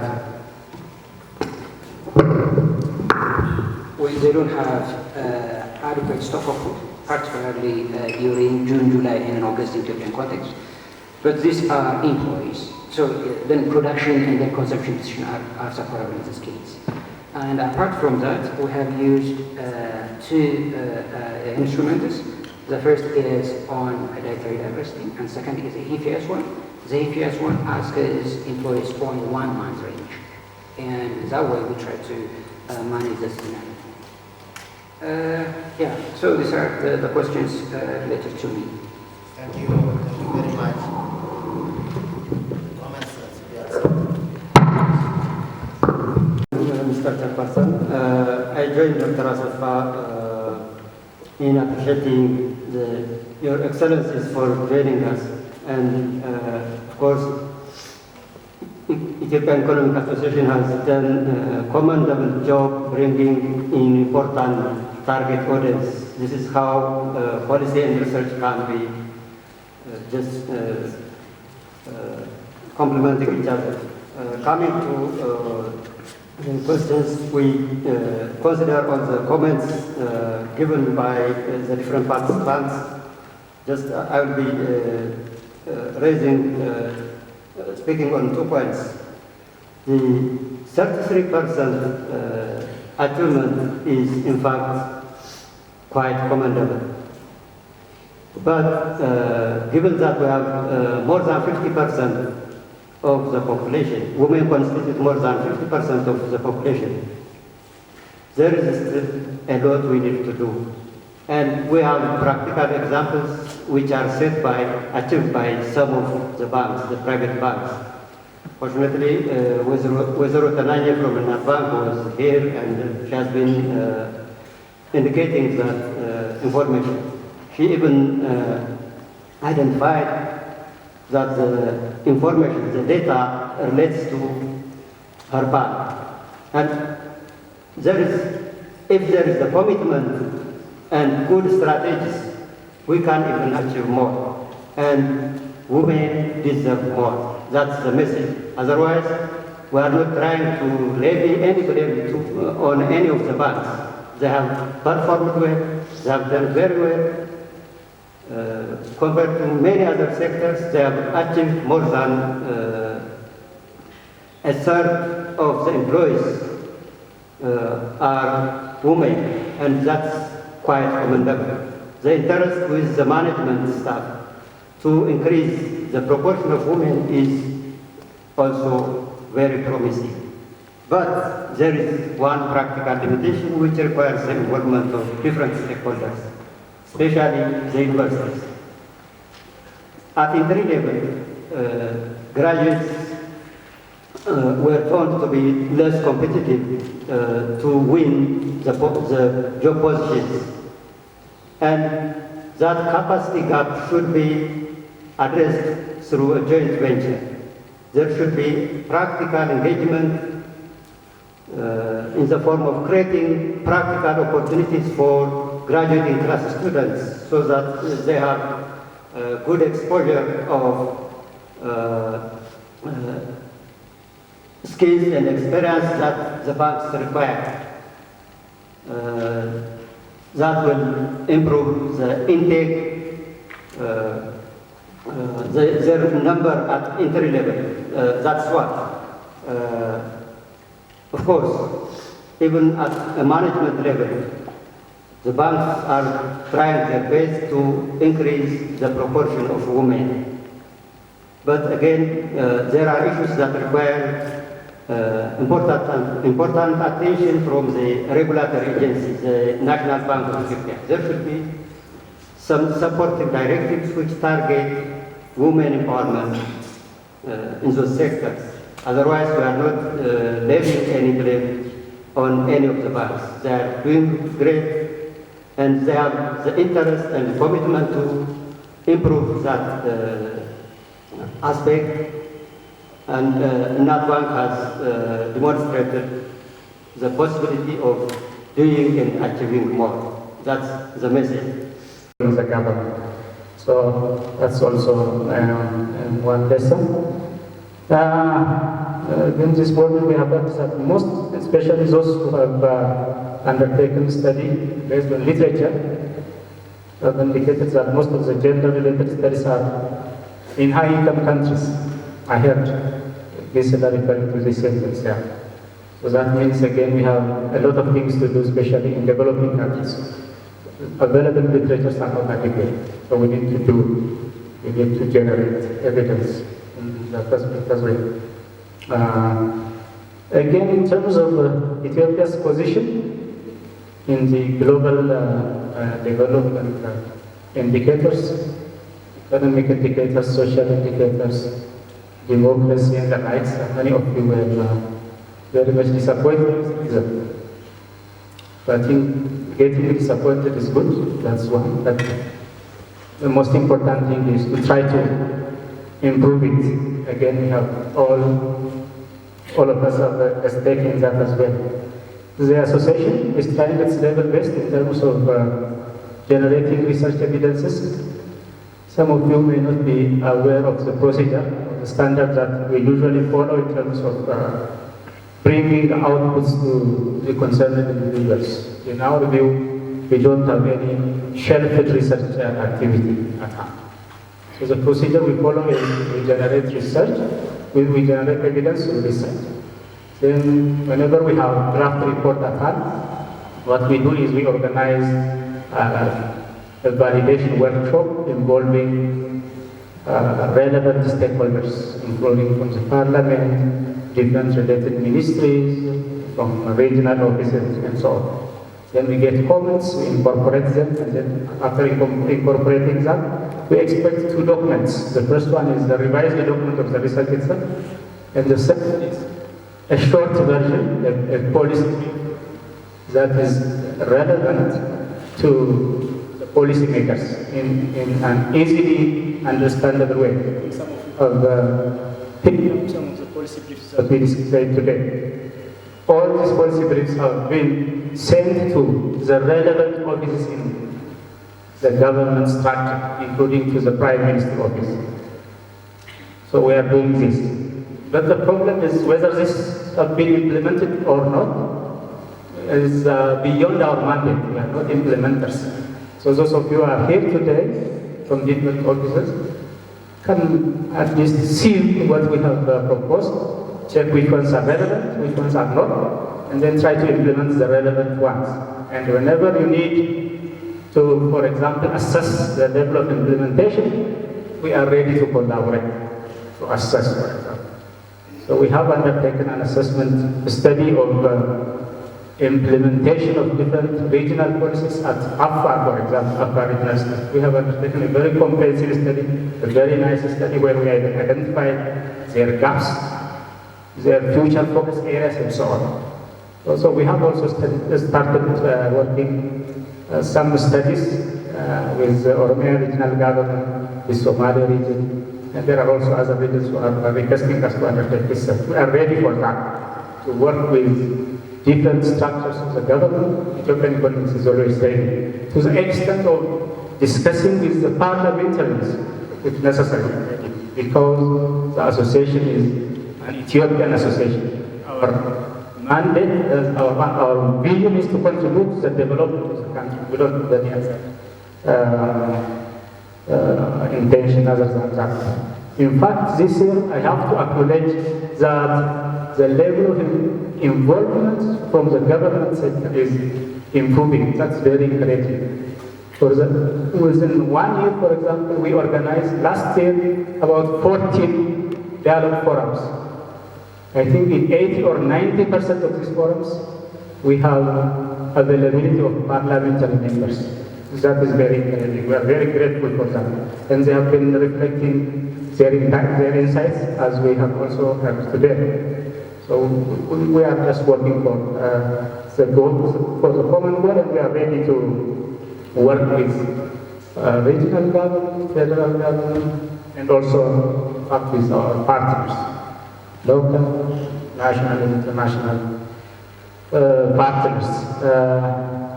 And again, with the lessons, with the gaps that we have identified, we are ready to, for example, jointly initiate projects, to jointly undertake research with the partners that we have here. I hope in the future some of these gaps will be partly breached. I think that since all of you are tired, I have to make it short. I would like to thank all of you, all the participants here, for your contribution. And it was a very active discussion that we had today, and thank you for that. I would also like to thank the presenters, all the presenters, and including also the moderators, the chairpersons. I would also like to thank participants from abroad who have made it to come to the Ethiopian Economics Association from their busy schedule, Dr. Gesila, and I'm not sure the names from Uganda and Ghana participants. Thank you very much for coming. And in fact, the Gates Foundation, I'm very grateful for the foundation as it has supported us to cover the expenses of this particular project. In fact, it's not only this project, the foundation has also supported us to undertake another study to implement another project. I hope that we'll have also chances to meet again, because the association has a number of such events in the future, and some of the studies that have been presented here will be again presented in a sort of validation type of workshop by involving again more stakeholders before we publish and distribute the outputs. And we may also meet on some of the events that you, our partners, may organize somewhere in the country. So wishing you all a safe travel back home, and declare the workshop is officially closed. Thank you very much.